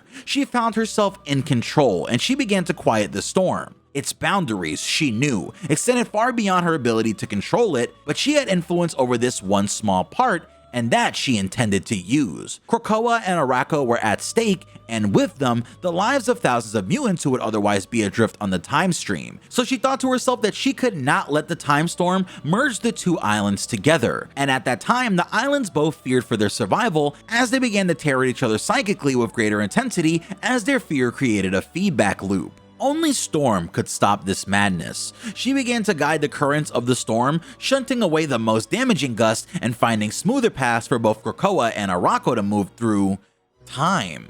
Was she guiding them through time the way a skilled ship's captain brought a vessel through a storm to safer harbors? If so, where would they arrive? Gradually and slowly, she channeled the powers of the time storm around the two living islands, letting them redivide into their own entities, drifting further and further apart. Heavier fronts of the stinging particles blew through, and now they were larger, merging into crystals. They precipitated from the storm the way rain precipitated from clouds too heavy with moisture. Who had caused this time storm? How were different realities becoming entangled and overlaid on each other? Those were questions for another time. Now she had to make sure the storm was passing and not just gathering itself for another onslaught. She felt its energy dwindle even as the crystals fell in greater numbers all around her, all across the island's surface. And as she had that thought, she looked around and realized that the chronal outburst had subsided. Krakoa and Arakko had nearly become one in a collapse that could have destroyed them both, and doubtless would have annihilated many of the lives on each. The aftershocks and echoes of their psychic battles still churned in the air around her, but like the time storm, that battle was almost over. Storm stood on the coastline of Krakoa, gazing out at the ocean, and wait. When the time storm had begun, Storm had been on Mars, on Arakko. Now, as reality settled back into place, she saw that she was on Krakoa, at the edge of Hellfire Bay, where the White Palace and Blackstone stared each other down from opposing positions. The air smelled new, sharp with life and the scent of a just passed storm, but it was definitely Earth air. Aurora looked around over beautiful living Krakoa, and despite her jarring dislocation, she felt an almost material pride at the way she had brought it through the crisis. But how had it happened? And now that it was over, how had Storm been transported millions of miles without ever passing through a Krakoan gateway? Had Arakko been safely returned to its home on Mars? And was this even the same timeline that the living islands had occupied before the time storm? It had been more powerful than anything she had ever felt, maybe even more powerful than her brief contact with the Phoenix Force. Who had caused it, and how? More importantly, why? What damage had been done to the mutants living on both islands? How could she ensure that this did not happen again? All of these were a leader's questions. More personally, Storm was anxious to know that her friends and loved ones were all right. She would have to seek them out both on Krakoa and Arakko to make sure that they had weathered the time storm. And what of the broader world? What was the situation in New York or Wakanda? Would she even find the same New York or the same Wakanda that she had once known? All around her, the crystals precipitated from the storm lay thick on the ground. Storm bent and gathered several of them in her hand like a mineral made of time, she thought. Xavier needed to know about this immediately, Magneto as well, although Storm decided on the spot that Xavier should know first. Both old adversaries believed themselves to have mutants' best interests in mind, but Storm's vision aligned much more closely with Xavier's. Where was he though? Here on Krakoa? Elsewhere in this world? Was it a new world, a new time, or had she misunderstood the nature of the storm? Storm saw people emerging from the forests of Krakoa. Some of them she recognized, some were new to her. They saw her high on the ridge overlooking the ocean, and they looked to her for guidance. No matter where they hailed from, Krakoa or Arakko, Earth or Mars, the past, present, or future, she knew one thing, that she would not let them down. It's here we're furthering the story on Krakoa with the mutants. We have Magneto's Trial of Magneto lore entry, which reads as follows. As he gazed off into the distance towards the line where the ocean met the sky, Magneto's cape fluttered gently in the calm breeze that was drifting across the coast of the sentient island nation of Krakoa. His was a life far longer than most people ever have had the chance to live, and this was one of the few moments of true peace that he could recall. But he knew from experience that it would not last long, because it never did. "Something on your mind, old man?" a familiar voice asked from above, breaking the silence. As Magneto glanced up, there hovering on the wind like a majestic goddess was Ororo Monroe, the mutant weather manipulator known as Storm. "Funny, isn't it," mused Magneto, "that we fought all those years for a better future for mutant kind, and now we have finally found it, further in the future than any of us have ever imagined." Not so long ago, the sovereign nation of Krakoa had been swept up in a chronal storm, a time-twisting anomaly that would have ripped the island to bits if not for Ororo's deft manipulation of its tumultuous currents. Instead of becoming lost in the time stream forever, Krakoa arrived safely on the other side of the Tempest in the year 2099. The future that mutant kind had always dreamed of was finally theirs to claim, and Magneto was never one to let such an auspicious opportunity pass him by. "It matters not what century we are in," Storm said. "What matters is that our people have a home here on Krakoa. Thanks to you, Eric." Magneto cringed as his old friend called him by his human name. True, he had gone by many of them over the decades. Max Eisenhart, Eric Leichner, Magnus, but they were monikers he had merely tolerated in order to fit into a world where Homo sapiens still believed themselves in control. Here, in this new era, he could choose a name that spoke to who he truly was. Magneto, the mutant master of magnetism. "I may be leading the cause to find our mutants and bring them to this safe harbor, my dear, but the success of this crusade cannot be attributed to one mutant alone." "You're damn right it can't, bub," a grizzled voice snarled from the edge of the jungle that bordered Krakoa's shore. Magneto and Storm both turned to see a familiar figure walking out of a newly blossomed Krakoan gate. The short, hairy figure looked as though he had just been to hell and back, and knowing Wolverine, that could very literally be the case. Alongside Wolverine stood a young mutant, just old enough for her powers to begin manifesting. "Found the kid who got sucked through that dimensional rift. She's lucky I went in there after her. Limbo is no place for a new mutant." "I couldn't disagree more," another voice said, this one with a hint of a Russian accent. "This new mutant has managed just fine there." "Illyana? Can it truly be?"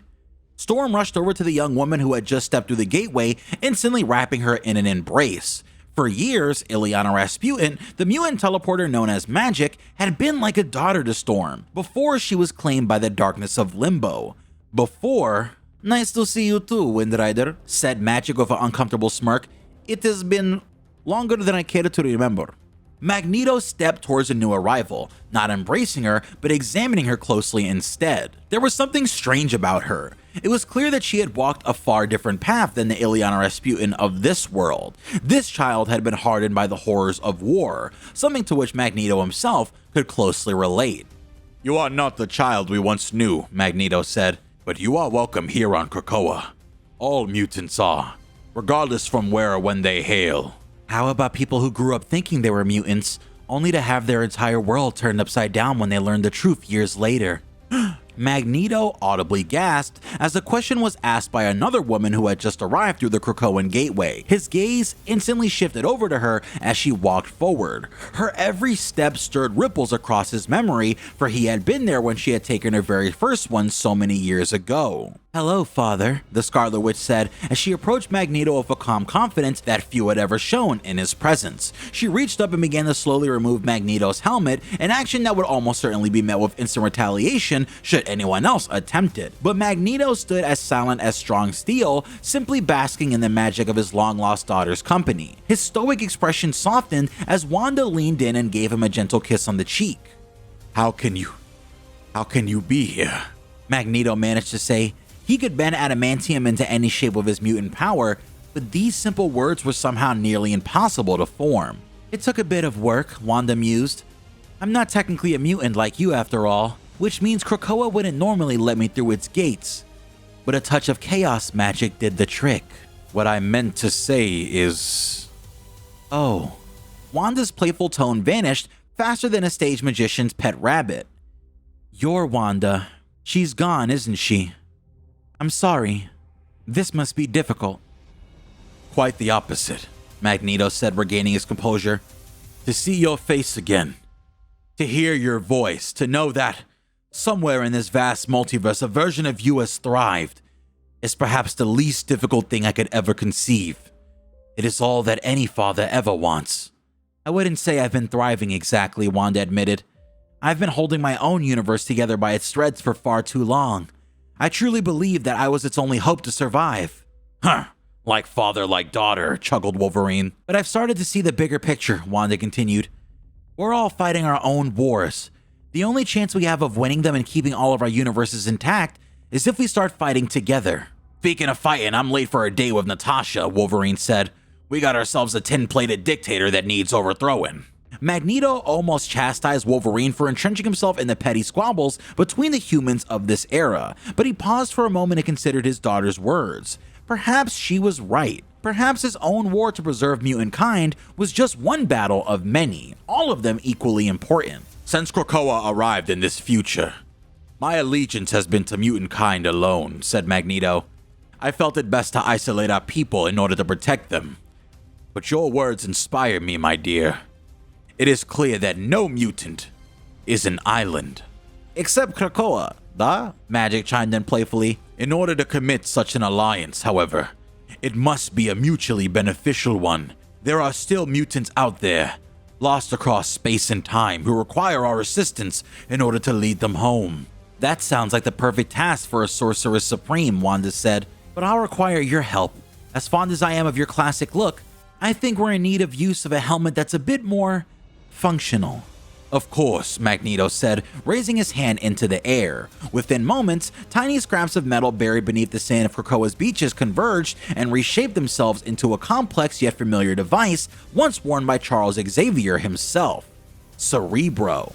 If I recall, old school Cerebro was capable of tracking down mutants anywhere in the world, said Wanda, but a few arcane enhancements should expand the helmet's search area to include other adjacent dimensions as well. Like you said, all mutants are welcome here, regardless from where or when they hail. Well, said Magik, her eyes burning with anticipation, try it on already, old man. The moment Magneto put on the helmet, he saw flashes of powerful mutants scattered across the multiverse. A telepathic ninja trapped in a strange world of unholy amusements. A king of the seas prepared to strike at the unsuspecting surface world. A powerful cosmic presence determined to burn the darkness out of the night sky. And thousands more, each yearning to defy fate and to find their place in an ever-shifting cavalcade of timelines and realities. There is much work to be done, Magneto said. Far more than I anticipated. When do we begin? No time better than the present, said Magik. Or the future, I guess. Wherever we are. You have given mutants a gift this day, Wanda, Magneto said proudly. Your efforts will not be forgotten. I'm gonna hold you to that, Wanda replied. And when the time comes, the army that you're about to gather may very well be the one that tips the balance in our favor. Then let this be a call to all mutants across space and time. The gates of Krakoa are open to them. In the words of a dear old friend, to me, my X-Men.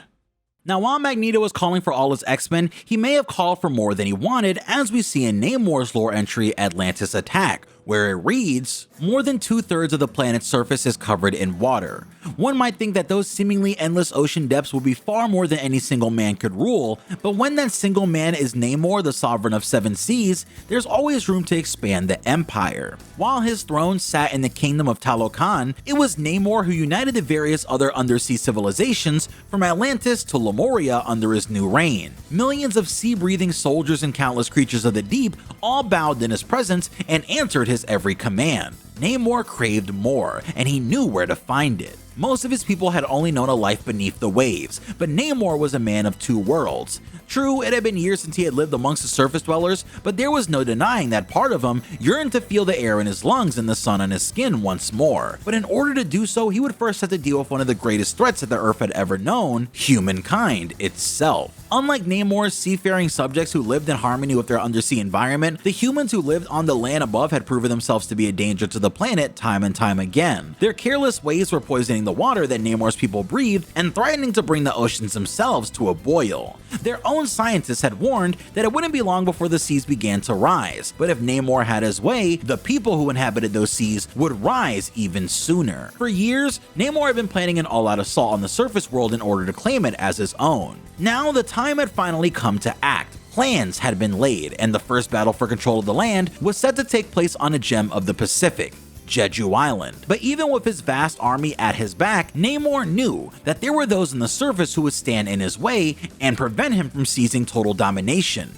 Beings with great power who believed themselves to be the Earth's champions. If he truly hoped to stand a chance against these arrogant air breathers, Namor knew he had to make a strategic alliance with a select few of them. Thus, Namor chose to accept the invitation of an old ally and decided to pay a visit to another island before setting foot on Jeju.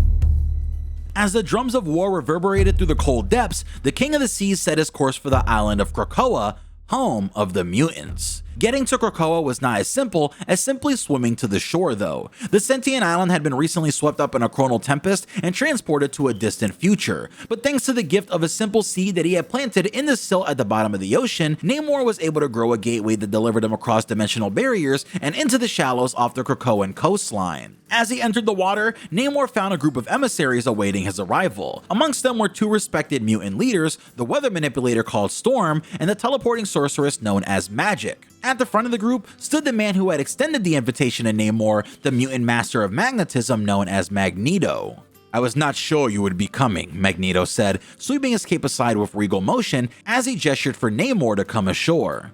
"How could I resist such an exclusive form of travel?" Namor replied. "It is not every day that one can swim through a circle of kelp and arrive almost a century into the future." "A journey few will ever have the chance to experience," mused Magneto. "One reserved only for our people, for mutants."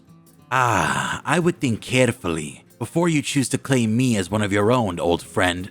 "Krakoa does not lie," Magneto said. "If you could cross through the gates, you are indeed one of us. Your genetics are unique, an anomaly compared to both races that spawned you.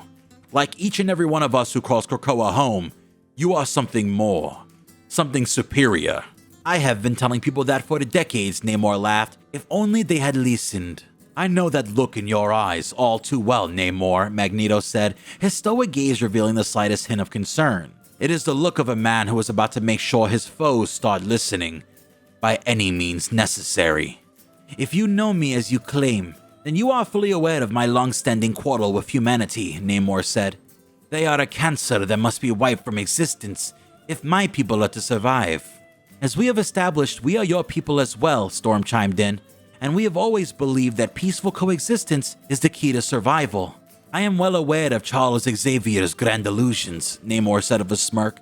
"Last I checked, isolating your entire race on a secluded island is certainly peaceful, but a far cry from coexistence." Storm's eyes began to crackle with lightning at Namor's insolent words. Without a moment's hesitation, Magneto stepped forward, strategically positioning himself before his most trusted ally and their distinguished guest. "We have forged a proud mutant nation here on Krakoa, and while the humans still occasionally prove to be thorns in our sides, we have managed to build relationships with them that have proven to be mutually beneficial. For now," Namor said, "until they find yet another justification for unleashing their killing machines upon your populace." "If you're looking for a war," said Magik, extending the blade of her fabled soul sword in Namor's direction, "I happen to know of a few in other dimensions that are worth fighting. There is no need for you to start your own war." "I did not start this conflict," Namor said, his eyes narrowing, "but the King of the Seas shall finish it, with or without your aid.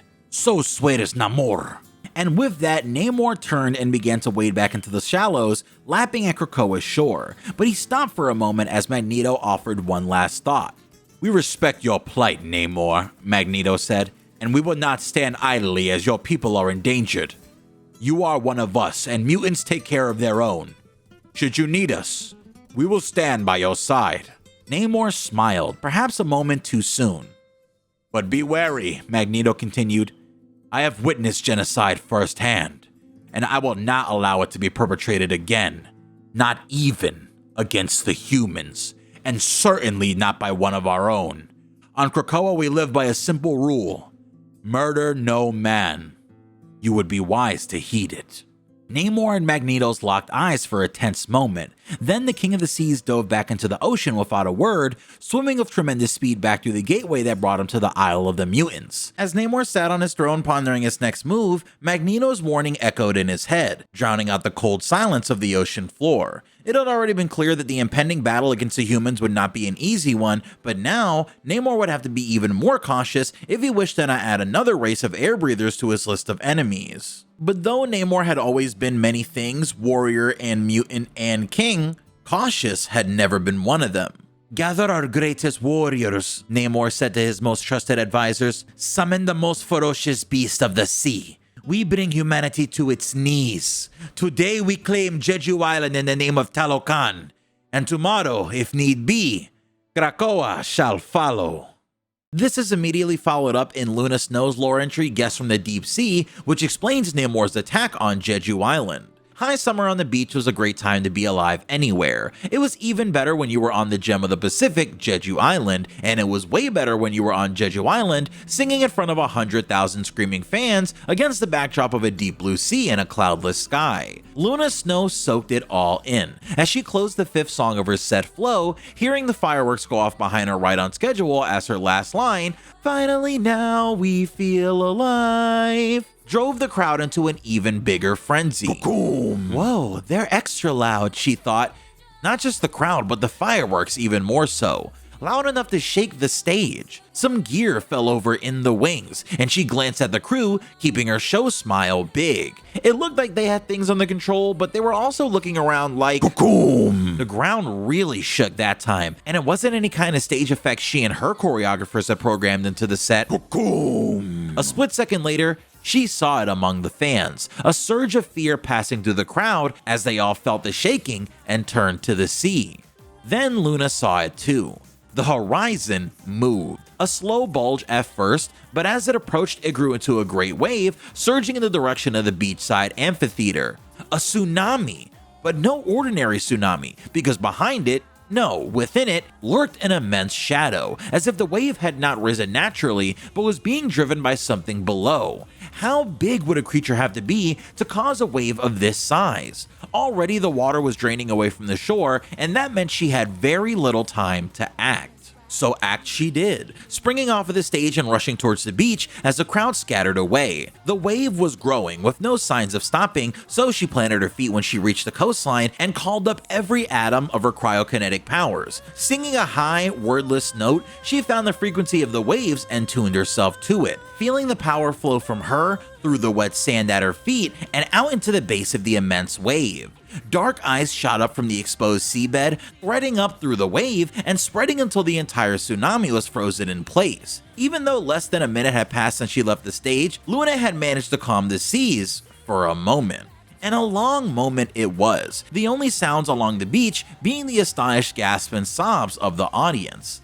Then, cracks began to appear.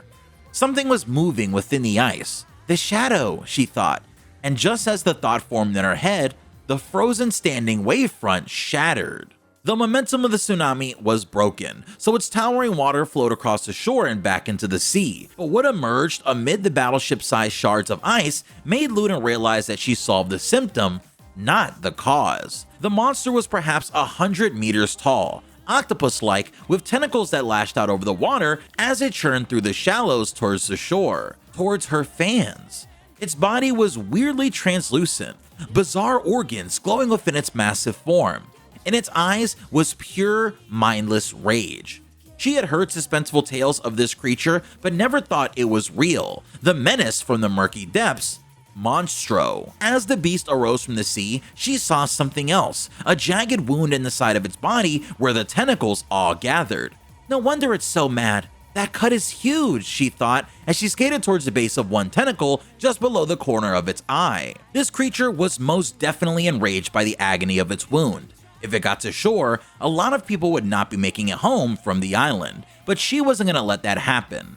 Hey, Monstro, she crooned, taking a step forward as Monstro's tentacles churned the shallows in the foam that swirled around her feet. One of its tentacles slashed through the air just over her head. If she got too close or didn't get close enough, all the people watching from the amphitheater and via streams all over the world were going to see the end of Luna Snow, and who know how many other people. So she focused on what she could do. She channeled her powers, the light ice that she had learned how to wield, as the other aspect of her cryokinesis began blooming where her fingertips touched the churning surf. She reached out and the water around Monstro's body transformed into curling veins of warm healing ice. They crept up, finding the wound and tracing its length. Luna trembled of the great effort of healing the wound. It was so much larger than anything she had ever tried to heal before. Behind her though, she dimly heard a new song rushing through the crowd, but whether it was fear or excitement or anticipation, she couldn't tell without losing her focus, and if she lost her focus now, much more would also be lost.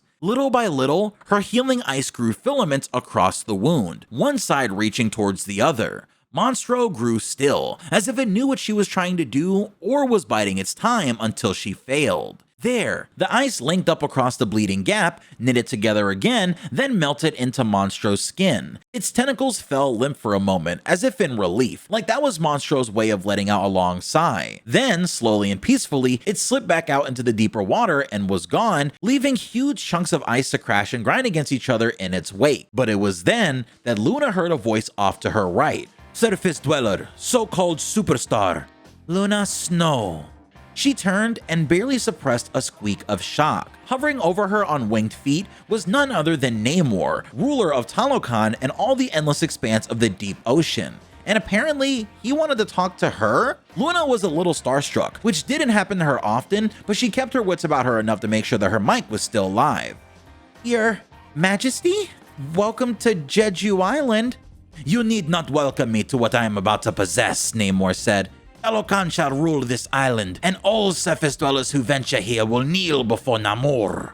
"I don't know about that, Your Majesty," Luna said, as she rode her ice into the sky to look him in the eye. "At the moment, it's pretty clear that I rule Jeju Island. I mean, look at this crowd." The remaining crowd burst into loud cheers at this, and Luna let Namor soak it in for a moment. He might have been a mutant king, but she was Luna Snow, and no one was gonna bully her in front of a million fans. "Cuidado, human," Namor said. "I came here to give you my thanks, and why I admire your courage. If you show me any more disrespect, I promise that your song will be cut short." "Oh, Luna gave a little chuckle, relying on cuteness to buy her some time. "Well, in that case, you're welcome, and what are you thanking me for?" As she said this, she looked around at the mess that the melting ice was causing all along the shoreline. "The creature you call Monstro," Namor said. "It was wounded by the careless maneuvering of a submarine and thus driven to a frenzy by the pain." "Yeah, no one likes a bad cut." "Wait," she said. "A submarine? How fast can those things go anyway?"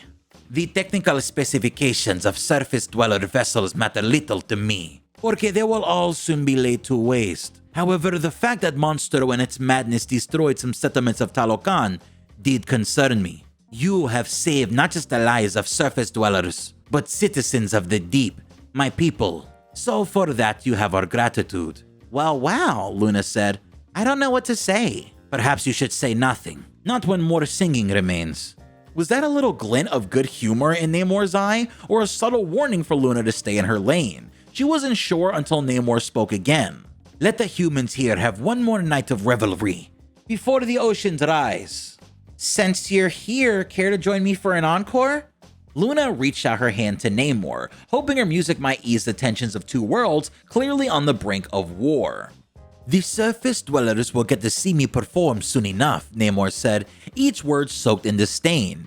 "And when that time comes, those who are wise will be cheering my name far louder than they cheer yours now." "I find that hard to imagine," Luna said, glancing back towards her adoring public. "You can't force people to love you, Namor. You have to earn it. And that's exactly what I try to do on this stage every single night. The bond I have with my fans, that's something that no monster of the deep, not even you, can ever take away. Luna's icy gaze sent a chill down Namor's spine, but she quickly switched back to her usual positive persona the instant she turned to face the crowd. So, who's ready to get this show restarted? Even Monstro's roar couldn't have been heard over the pandemonium from the crowd. Music, Luna thought.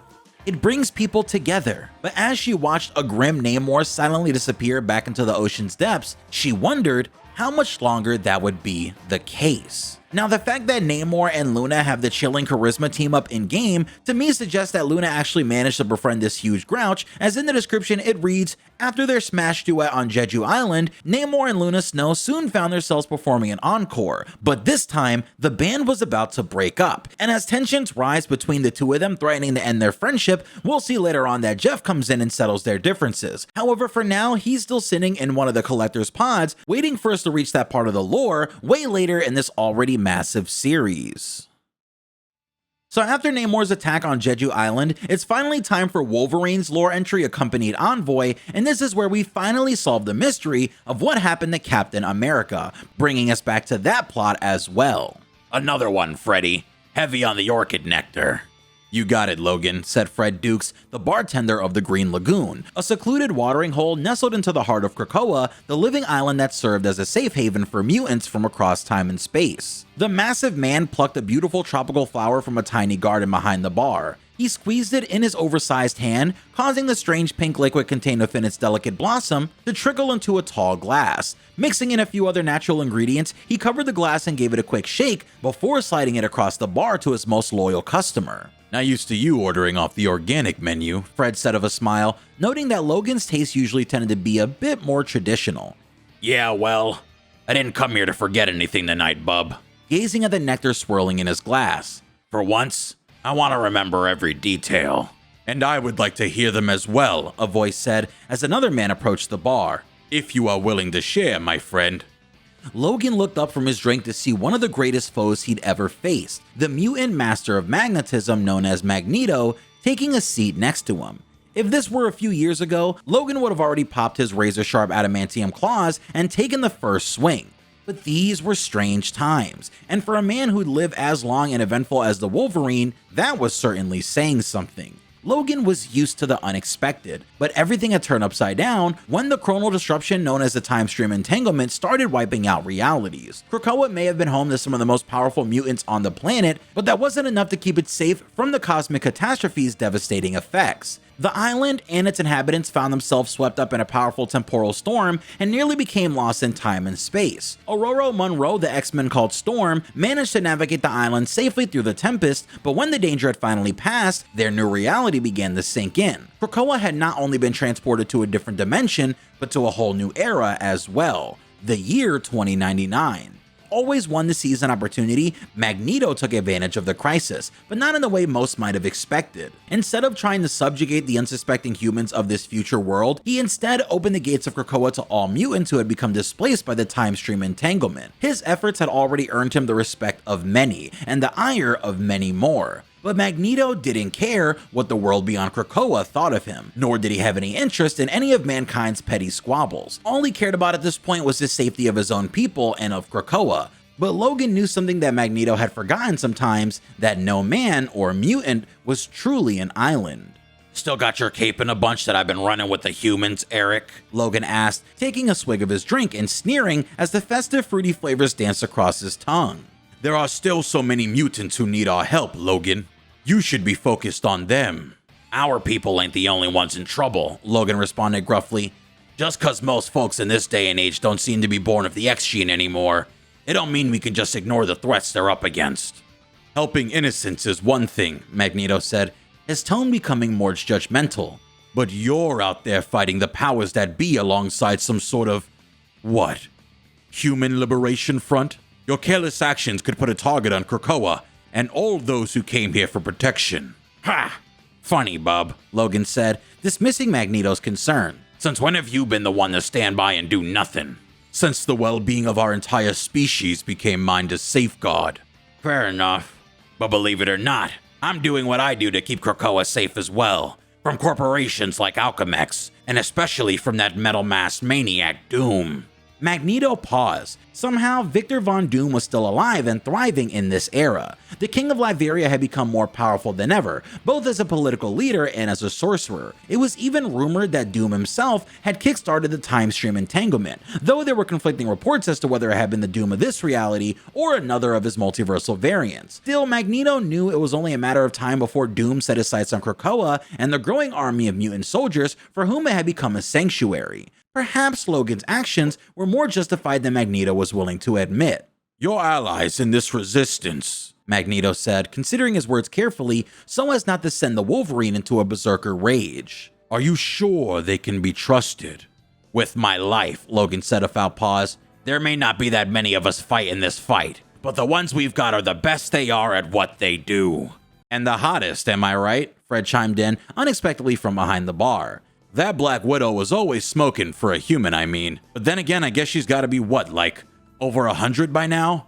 So maybe just forget I said that." "Natasha don't look a day older than when she was in her prime. Guess I ain't the only one who figured out how to fight off the effects of aging. And there's someone else who just showed up that literally hasn't aged a day in a century and a half. Someone you ought to know about, Eric." Magneto and Fred listened intently as Logan began to recount his most recent excursion beyond the shores of Krakoa.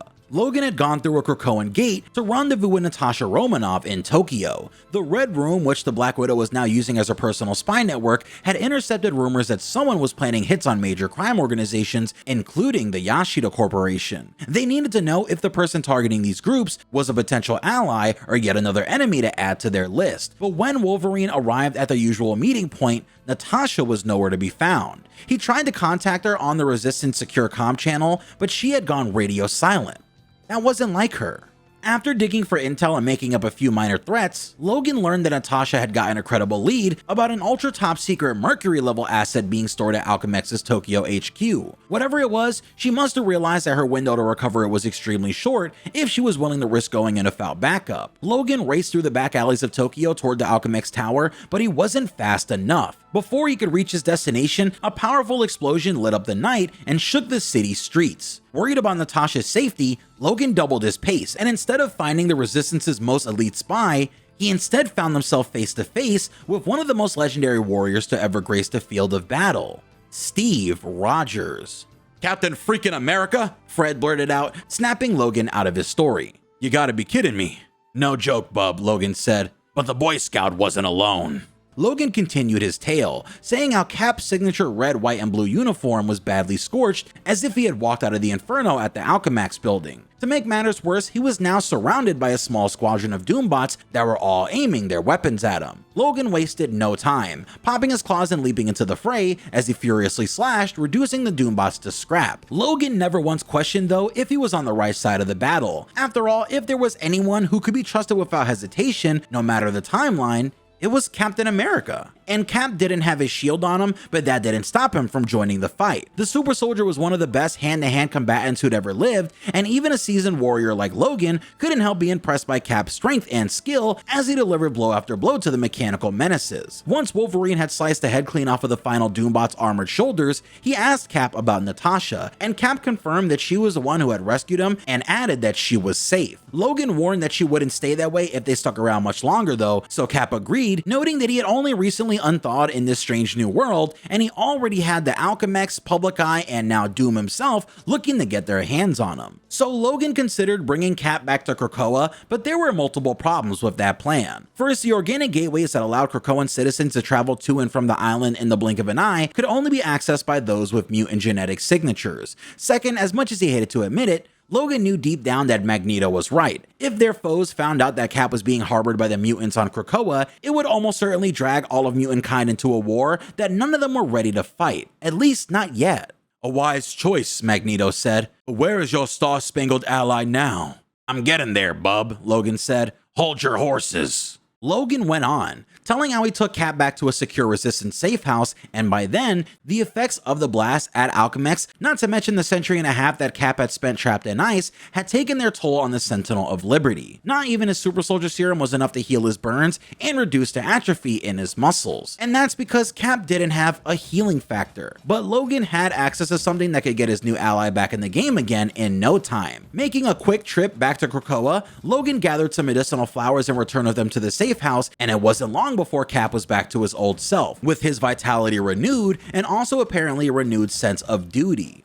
I owe you my life, soldier. This might not be the war that I was made to fight in, but I'd be honored to join your resistance and help you turn the tide against this Doom fella and any other fascist forces trying to crush your people beneath their collective boot heel. Thanks for the offer, but that mess back at Alchemax has probably set off public eye alarms across Tokyo and beyond. The resistance is going to need to keep a low profile for a while, and as great as having Captain America on our team might sound, it's bound to draw a bit too much unwanted attention. I understand, Cap replied. Do you happen to know anywhere else I can go? Preferably somewhere far enough away to keep everyone safe. There aren't many places left on this planet that aren't under constant surveillance. But that notion gave him another idea. What if the place he sent Cap wasn't on this planet at all? Tell me, bub. You ever hear of Wakanda? The African nation? Cap asked, instantly seeing the merit in Logan's suggestion. They managed to hide their presence perfectly during the war.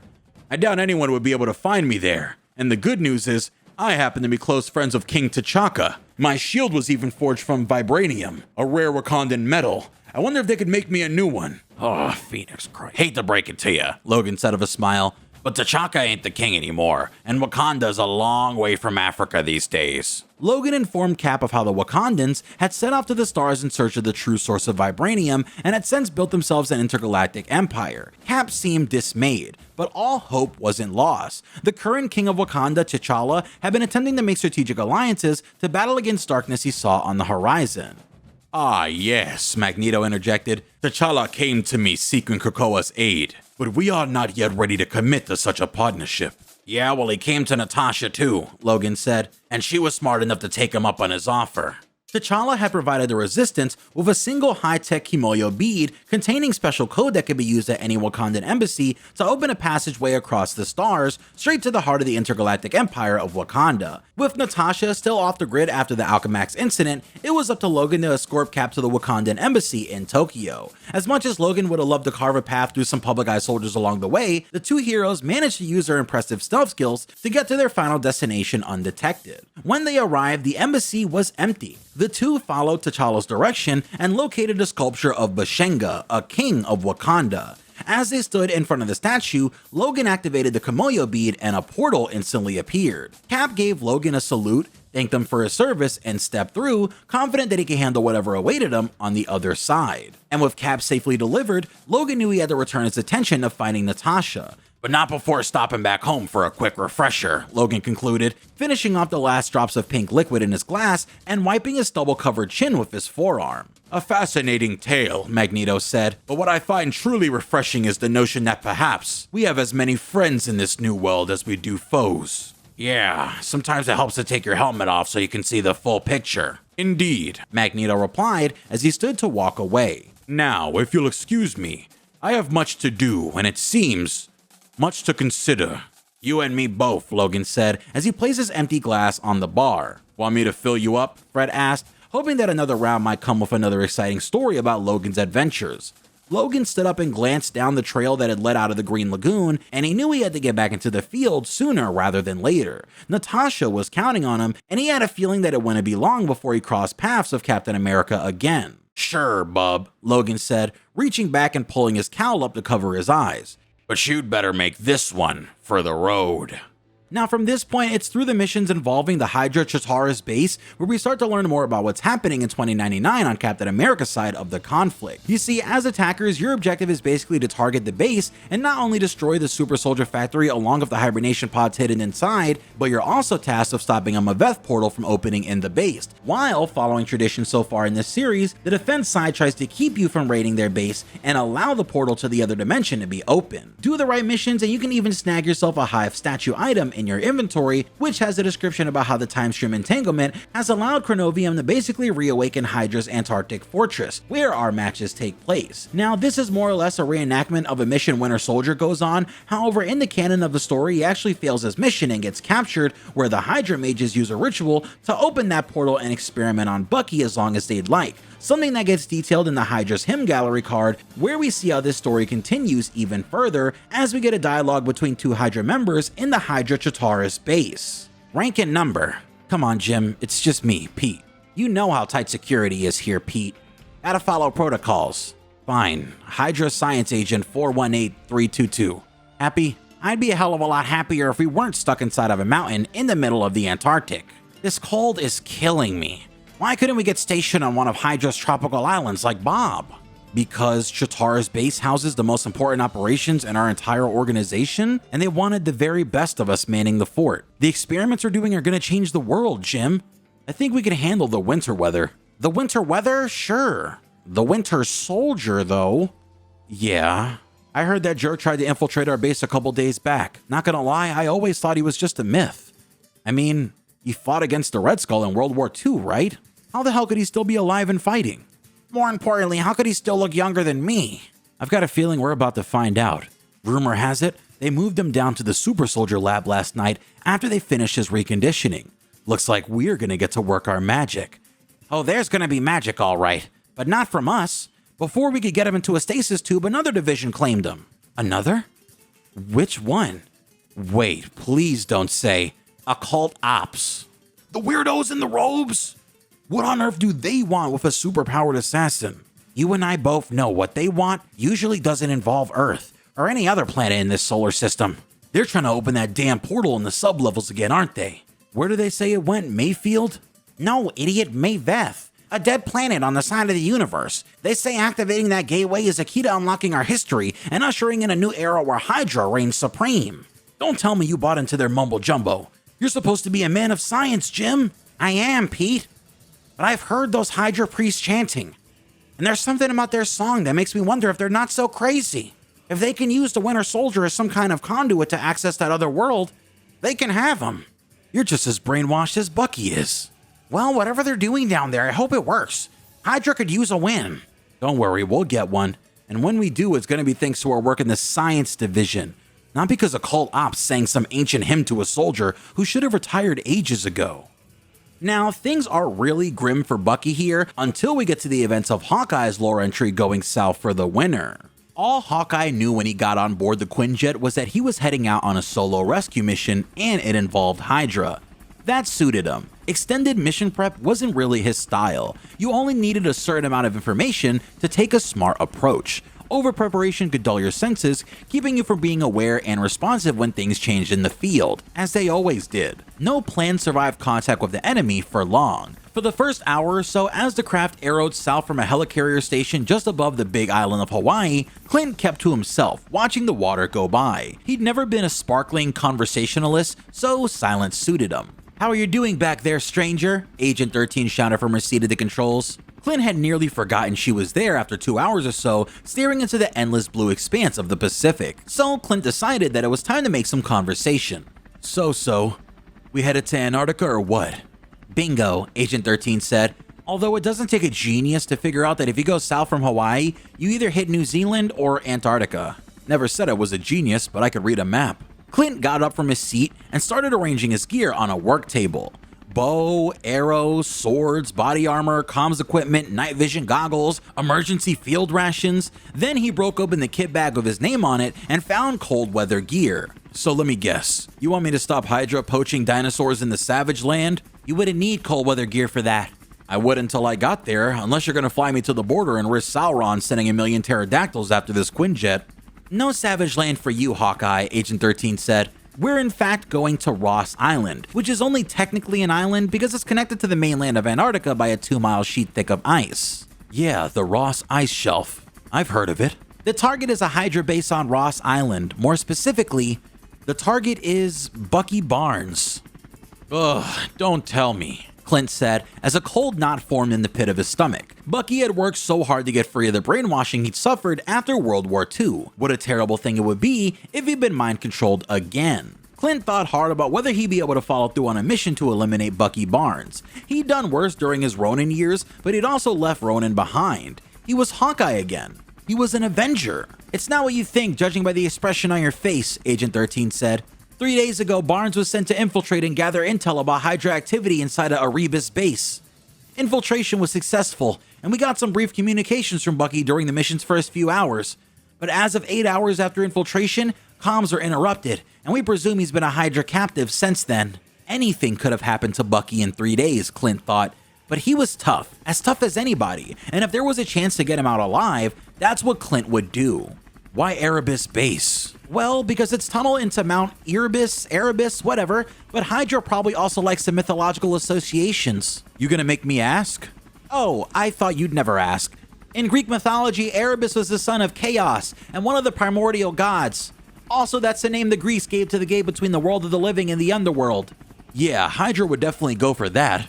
Behind every myth is a bit of truth. Some of Bucky's comms were pretty scrambled, but we have a basic idea that the base is built on a much older set of ruins. It's likely there's an occult angle. An occult angle? Clint repeated. So like, I should expect to run into monsters from the Greek underworld? That's all I can tell you. Also, they're doing some kind of super soldier research. Bucky was loud and clear about that. Clint thought about this while he got just the edge he wanted on his twin swords. He sheathed them and selected his arrowheads, going with a standard assortment of explosive, non-lethal, and ordinary bladed tips. He felt a pre-mission calm descend over him, and that was good. That hadn't happened much while he was Ronin. So, Agent 13 said from the cockpit, "You ready?" "For this mission or to be an Avenger again?" She chucked him on the shoulder. "Once an Avenger, always an Avenger. I was talking about the mission. Once an Avenger, always an Avenger?" Clint wasn't sure about that.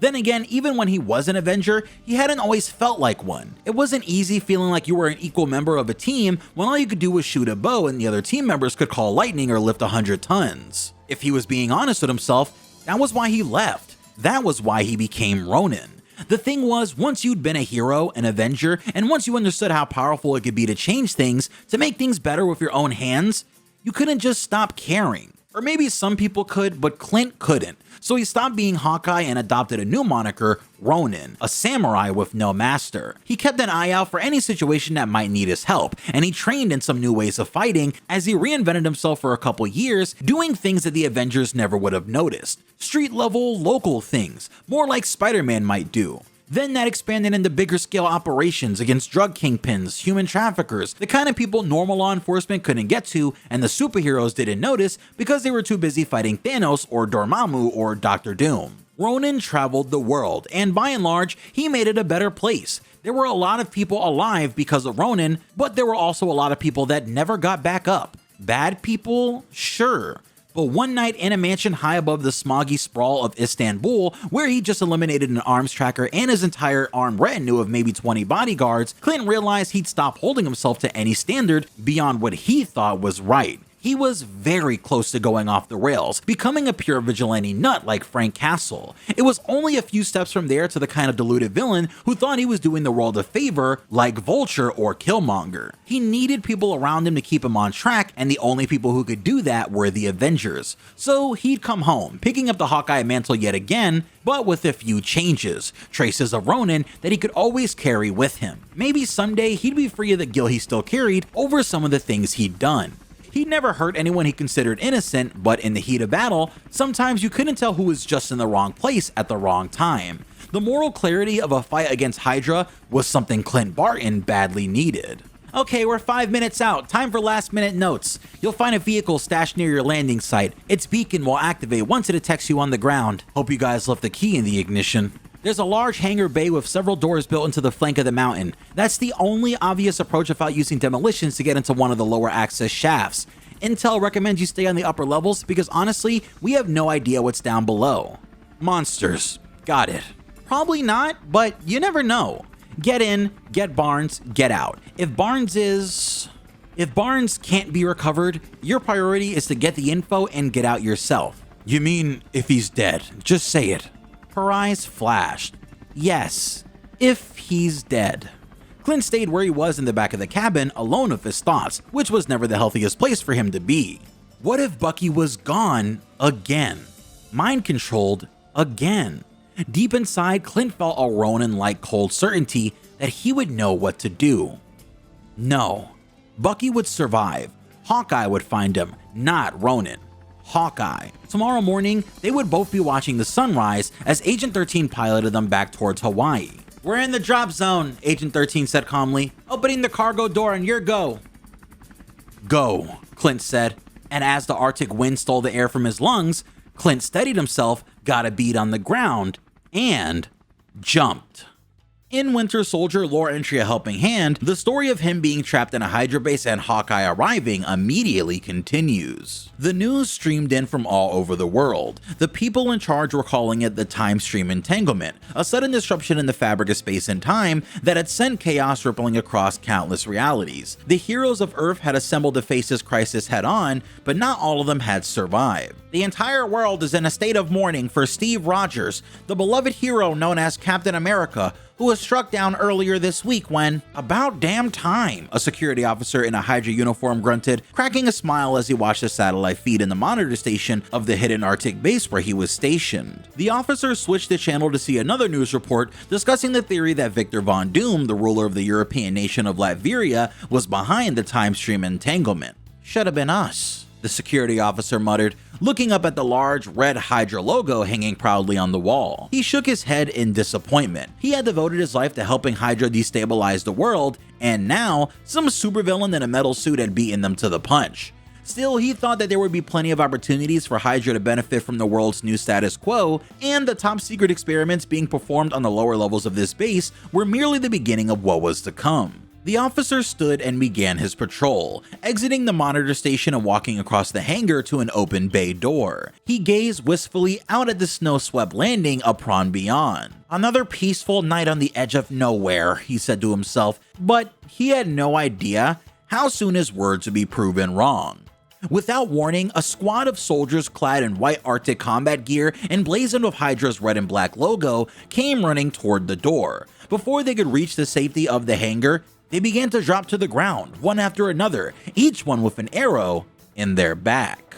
The remaining soldiers turned, their weapons raised, as a hooded figure leapt through the snowy night towards them. The twin katanas in his hands flashed in the moonlight, shining brighter than the frost-covered landscape. In a ballet of flashing steel, the mysterious assailant managed to wipe out the entire Hydra detachment, including the security officer. With the first stage of his mission complete, the invader pulled down his hood to reveal the face beneath. It belonged to Clint Barton, the Avenger known as Hawkeye. As he entered the Hydra base, stepping over the unconscious Hydra soldiers, he tried to get a sense of his surroundings as quickly as possible. There was no time to waste. Someone was waiting for him. "Hang in there, Bucky. The cavalry's here." Soon, after navigating his way into the depths of Mount Erebus, Hawkeye entered Hydra's super soldier lab. 9 cylindrical glass tanks filled with fluid, each connected to a computer terminal via huge conduits, bubbled and glowed ominously. On the wall, screens cycled through human anatomical diagrams, energy equations, and images of decaying mutated cells. Hawkeye stepped closer to the glass tanks, his dual blades in hand, ready for anything. He surveyed the tubes one by one, finally stopping at the final tank, which had a label that read, "Canary." Jackpot. Inside, partially concealed by the thick glowing fluid, was the man that Hawkeye had been sent to retrieve, James Bucky Buchanan Barnes, the assassin known as the Winter Soldier. Before he could begin to set his friend free though, a shadow unexpectedly passed behind the other tanks. Hawkeye looked in that direction, sword at the ready, and he paused, but nothing. Nobody home?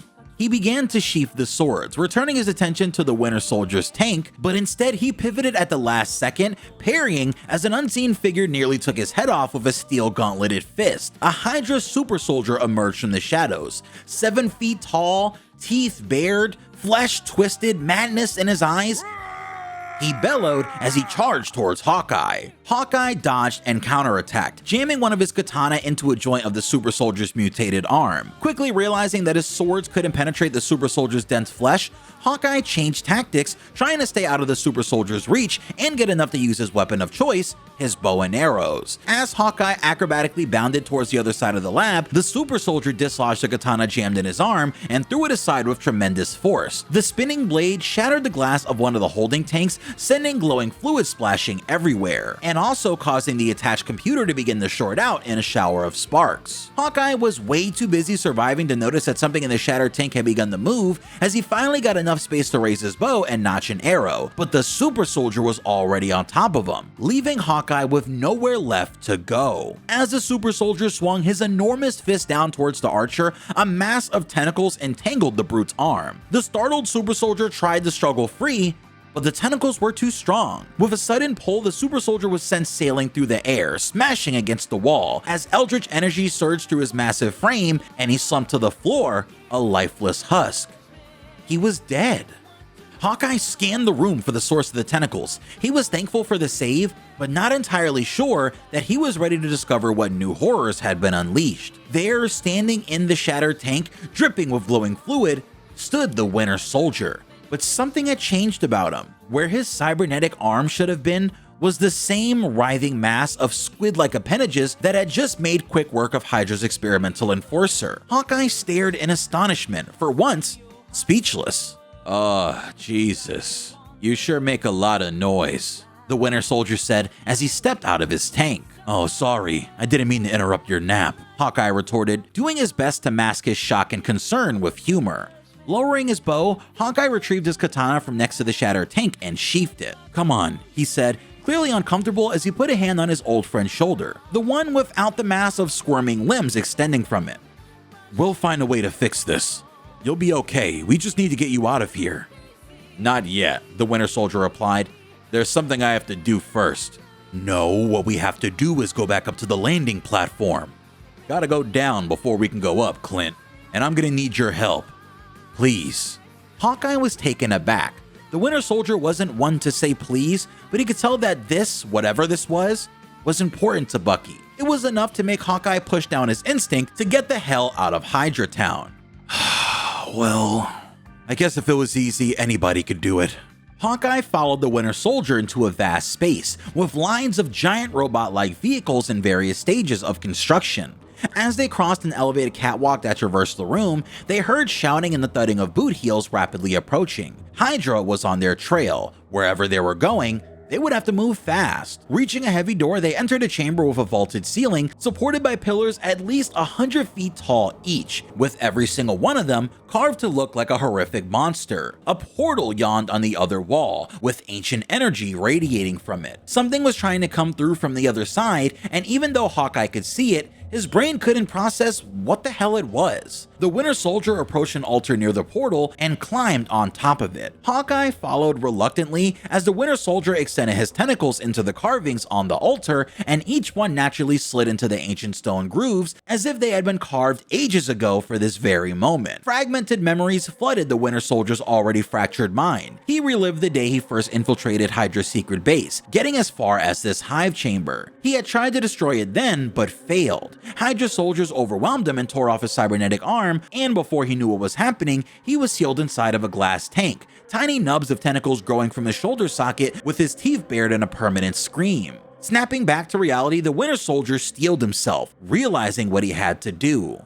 Hawkeye glanced nervously from Bucky to the mass of Hydra soldiers that had forced their way into the chamber. Come on, you better make this quick, Buck.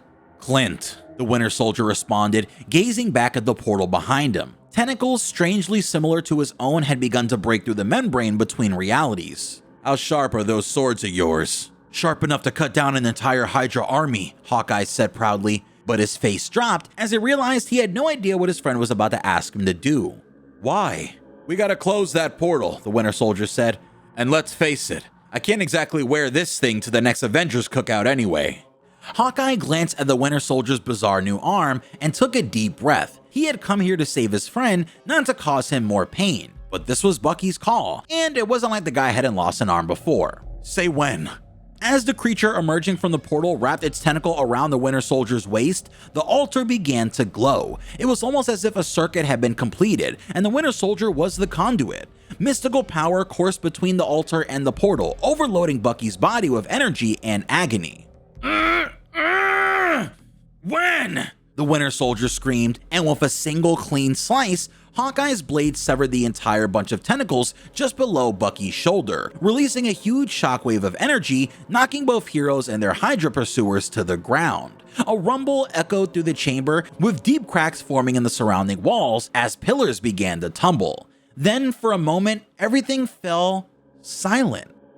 Until the portal surged with energy and the monster coming through it howled in pain, causing it to retreat back to the other side. When the dust had cleared, Hawkeye and the Winter Soldier pulled themselves to their feet. With a quick survey of the room, reality set in. They had succeeded in stopping whatever was happening down here, but they had also cut off any escape routes in the process. Guess you shouldn't have come after me. Come on, don't say that. I was just doing my job. You were a hell of a soldier, Clint, Bucky said, ready to accept the inevitable as the pillars shifted and rubble began to rain down towards them. The chamber was about to collapse, and Hawkeye and the Winter Soldier knew full well that this mission would be their last. Suddenly, the ancient portal began to glow again. Bucky and Clint braced for the worst, not knowing what horrors might come through it this time, but neither of them could have possibly been prepared for what they saw next. A round, metal object launched through the portal at tremendous speed, ricocheting through the chamber, causing chunks of falling debris to shatter into tiny pebbles that sprinkled down upon the heroes harmlessly. What the? The Winter Soldier gasped as he was completely in shock, but also moderately annoyed by the fact that once again, this world wasn't done with him quite yet. A figure burst forth from the mystical gateway, lunging forward and catching the metal disc in midair. He used it to effortlessly deflect a huge stone a split second before it could crush the bewildered heroes below. And the stone didn't even make a dent in his brightly polished red, white, and blue shield. Bucky! Captain America said, landing on the chamber floor and extending his hand to his former partner. It's been too long. Both Hawkeye and the Winter Soldier stared in awe, fighting through the pain and exhaustion to try and process what they were seeing. Wasn't Cap supposed to be dead? Sorry I missed your funeral, old-timer, the Winter Soldier said. Sorry I went to your funeral, Hawkeye chimed in. Clearly you didn't need one. I'm not the Steve Rogers you knew, Cap said, trying to find the words to explain. It's a long story, one even I don't fully understand yet, and one that we unfortunately don't have time for at the moment. My friends in Wakanda were able to hijack and redirect this portal's energy signature to open a gateway of their own, but there's no guarantee how long they're able to keep it open. Hawkeye and the Winter Soldier looked at each other and shrugged. This was far from the weirdest thing that had happened to them today, and they were willing to wait for the full story if it meant they could get out of Hydra's house right now. I was pretty sure we were gonna die down here, Hawkeye said. Wasn't about to let that happen. Nobody gets left behind.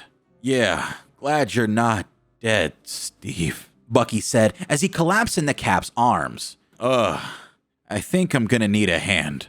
Looks like you need more than that, Buck, Cap said, looking at the oozing stumps on the Winter Soldier's shoulder. You know arms, the Winter Soldier said, forcing a grin. Easy come, easy go. Can't say the same about partners, Buck. The Winter Soldier looked over at Hawkeye, nodding at the man who rescued him in the first place. Hawkeye nodded back knowingly. Couldn't agree more, the Winter Soldier said. Moments later, in a crackle of energy, the heroes stepped out of the portal. They weren't anywhere near Hydra's frozen base. That was instantly clear. In fact, it didn't even look like they were on Earth anymore. The strange chronal energies of the time stream entanglement ripped across the star-filled sky as they gazed in disbelief at the spaceport of a futuristic city. If this was Wakanda, it certainly wasn't the one that Bucky and Clint knew. As the portal closed behind them, the heroes were greeted by a Wakandan salute from the Black Panther himself. Cap raised his hand to his forehead, offering a salute of his own.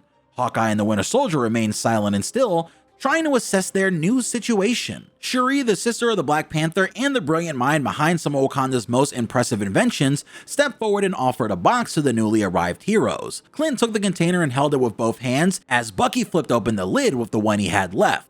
Inside was a cutting-edge cybernetic arm. I was told you might need this, so I called in a favor. Bucky picked up the arm with his good hand and snapped it into place. It was a perfect fit. And now I'm gonna need a favor from you, Cap said. The Winter Soldier didn't know what Captain America was about to ask him, but he wasn't about to say no. Whatever came next, he would be there until the end of the line.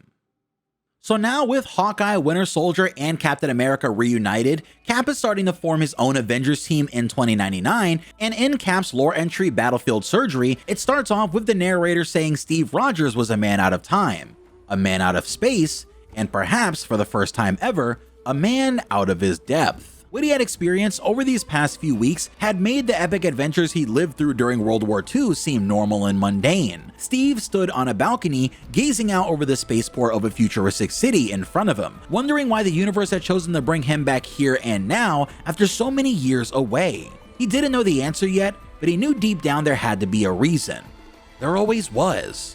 Penny for your thoughts, old man, a voice said, approaching him from behind.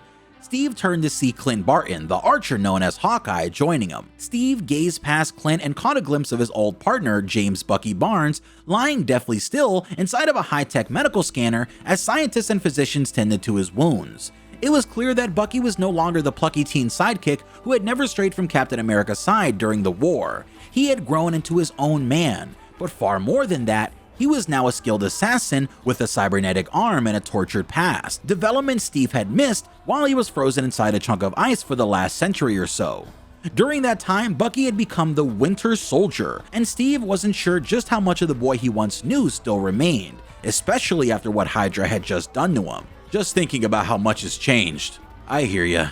Speaking of which, when are you finally gonna tell me why you brought us to this crazy interstellar version of Wakanda?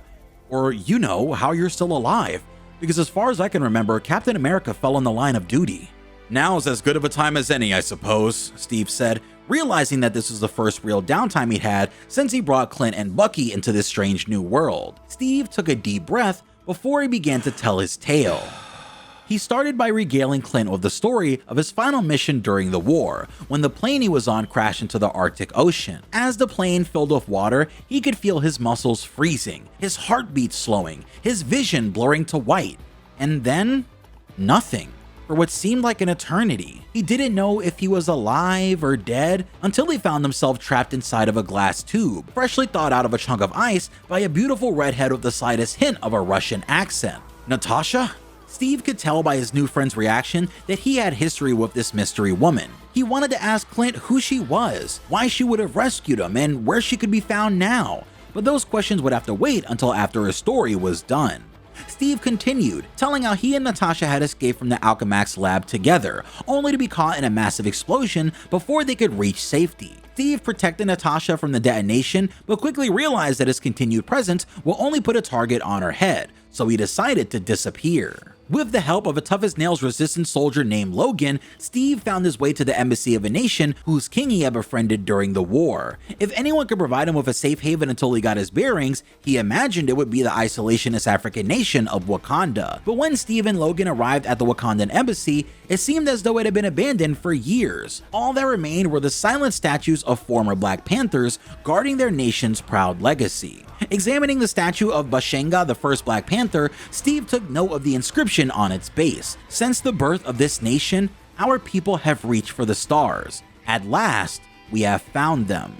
Steve didn't know what that meant, but he would find out when Logan activated the high-tech Kimoyo bead given to them by their resistance allies. A strange portal opened up next to the sculpture of Bashenga, and Steve stepped through. In the blink of an eye, he arrived on the other side of the universe, finding himself in a city so advanced that it seemed like something straight out of one of those science fiction serials the boys at Camp Leahy loved to watch on their nights off. This was the Intergalactic Empire of Wakanda, and its monarch was waiting for him. King T'Challa and his sister Shuri welcomed Steve with open arms, offering him a safe place to stay and full access to their technology. T'Challa shared stories that his father had passed down to him about his trusted ally in star-spangled armor. Shuri even crafted a new shield forged from vibranium alloy, just like the one Steve had carried during the war, with a few new perks of course. So as Steve searched for more answers about this new world, a world where it was no longer 1945 but instead the year 2099, what he found was more unsettling than he had initially realized. The future he had awoken in was just one of many, an endless collection of possible timelines that were currently in the process of collapsing on each other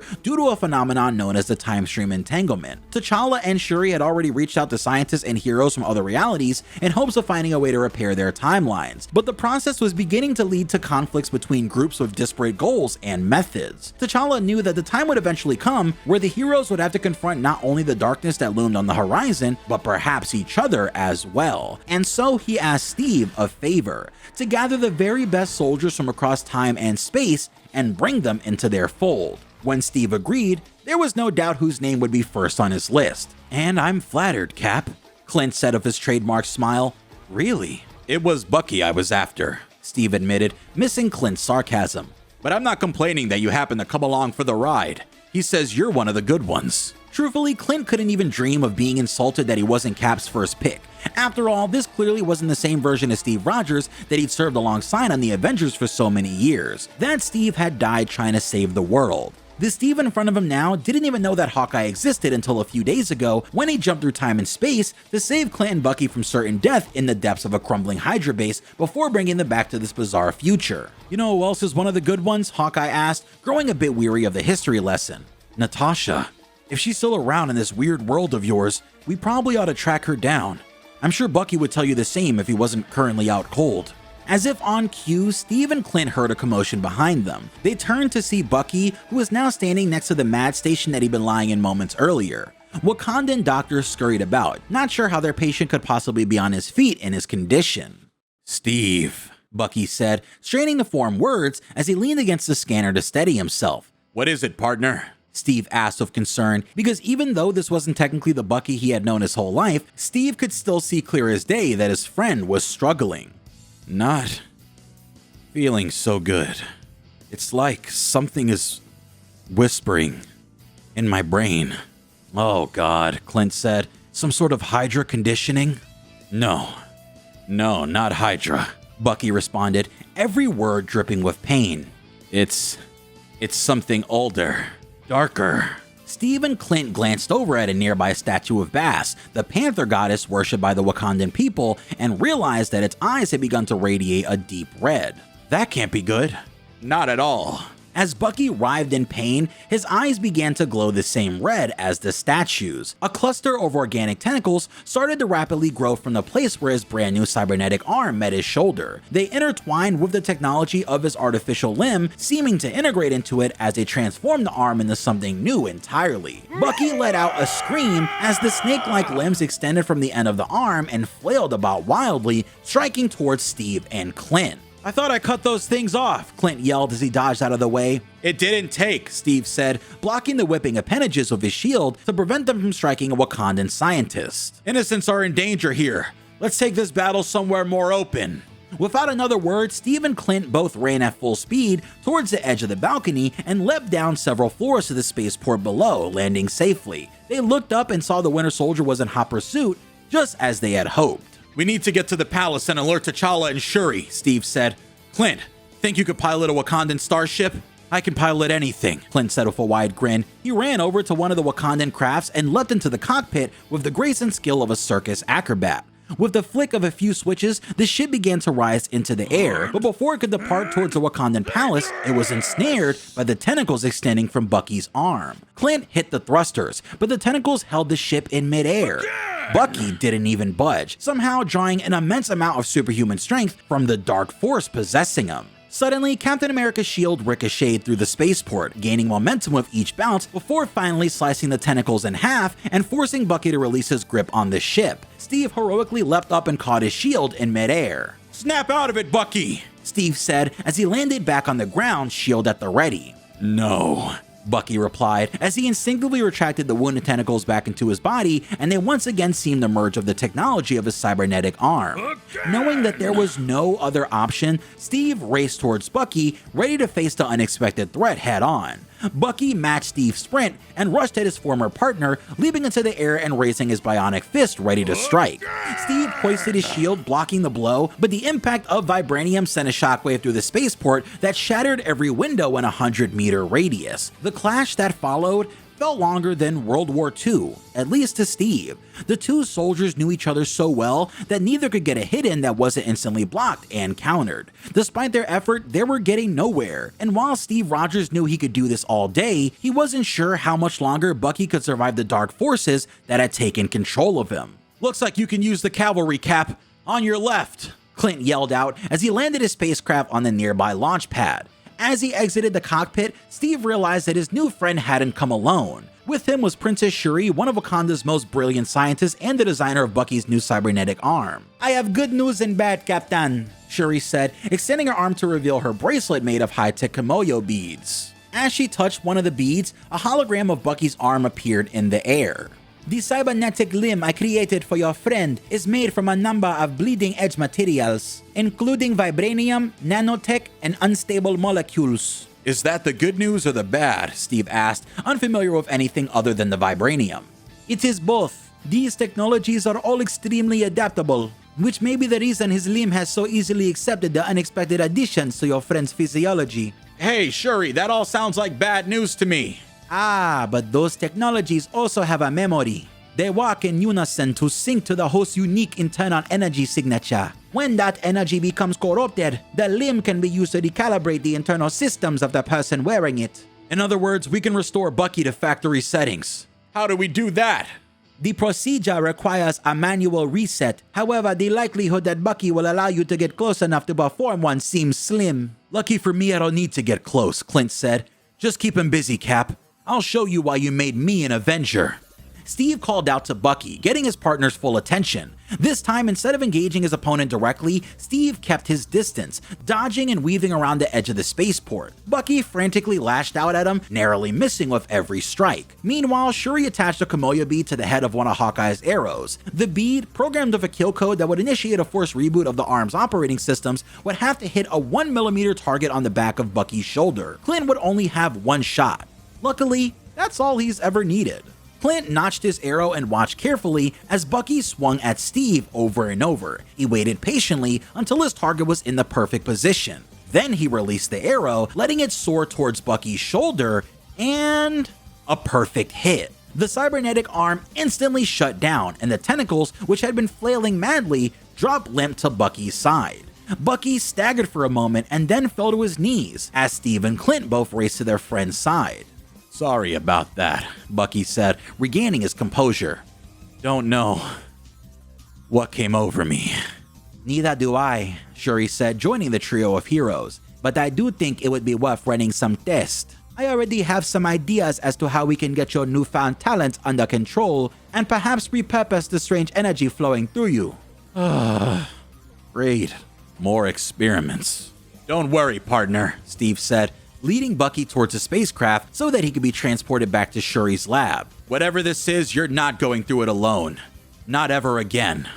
I'm glad to have you back, Steve, Bucky said, offering a faint smile as his strength started to return. Steve proudly looked at his new allies, the brave soldiers he had gathered. There still wasn't anyone else he'd rather have by his side to face the unexpected challenges ahead. I'm glad to be back, Steve Rogers said. And for the first time since he had awoken in this strange new world, he truly meant it. And now, with the Resistance in 2099 truly gathered, next let's go in depth on the Intergalactic Empire of Wakanda, since they've constantly been teased throughout the story and we know that Bast is in danger. This is going to lead into us learning more about the Guardians of the Galaxy, as well as another Chronoverse where the gods themselves are fighting.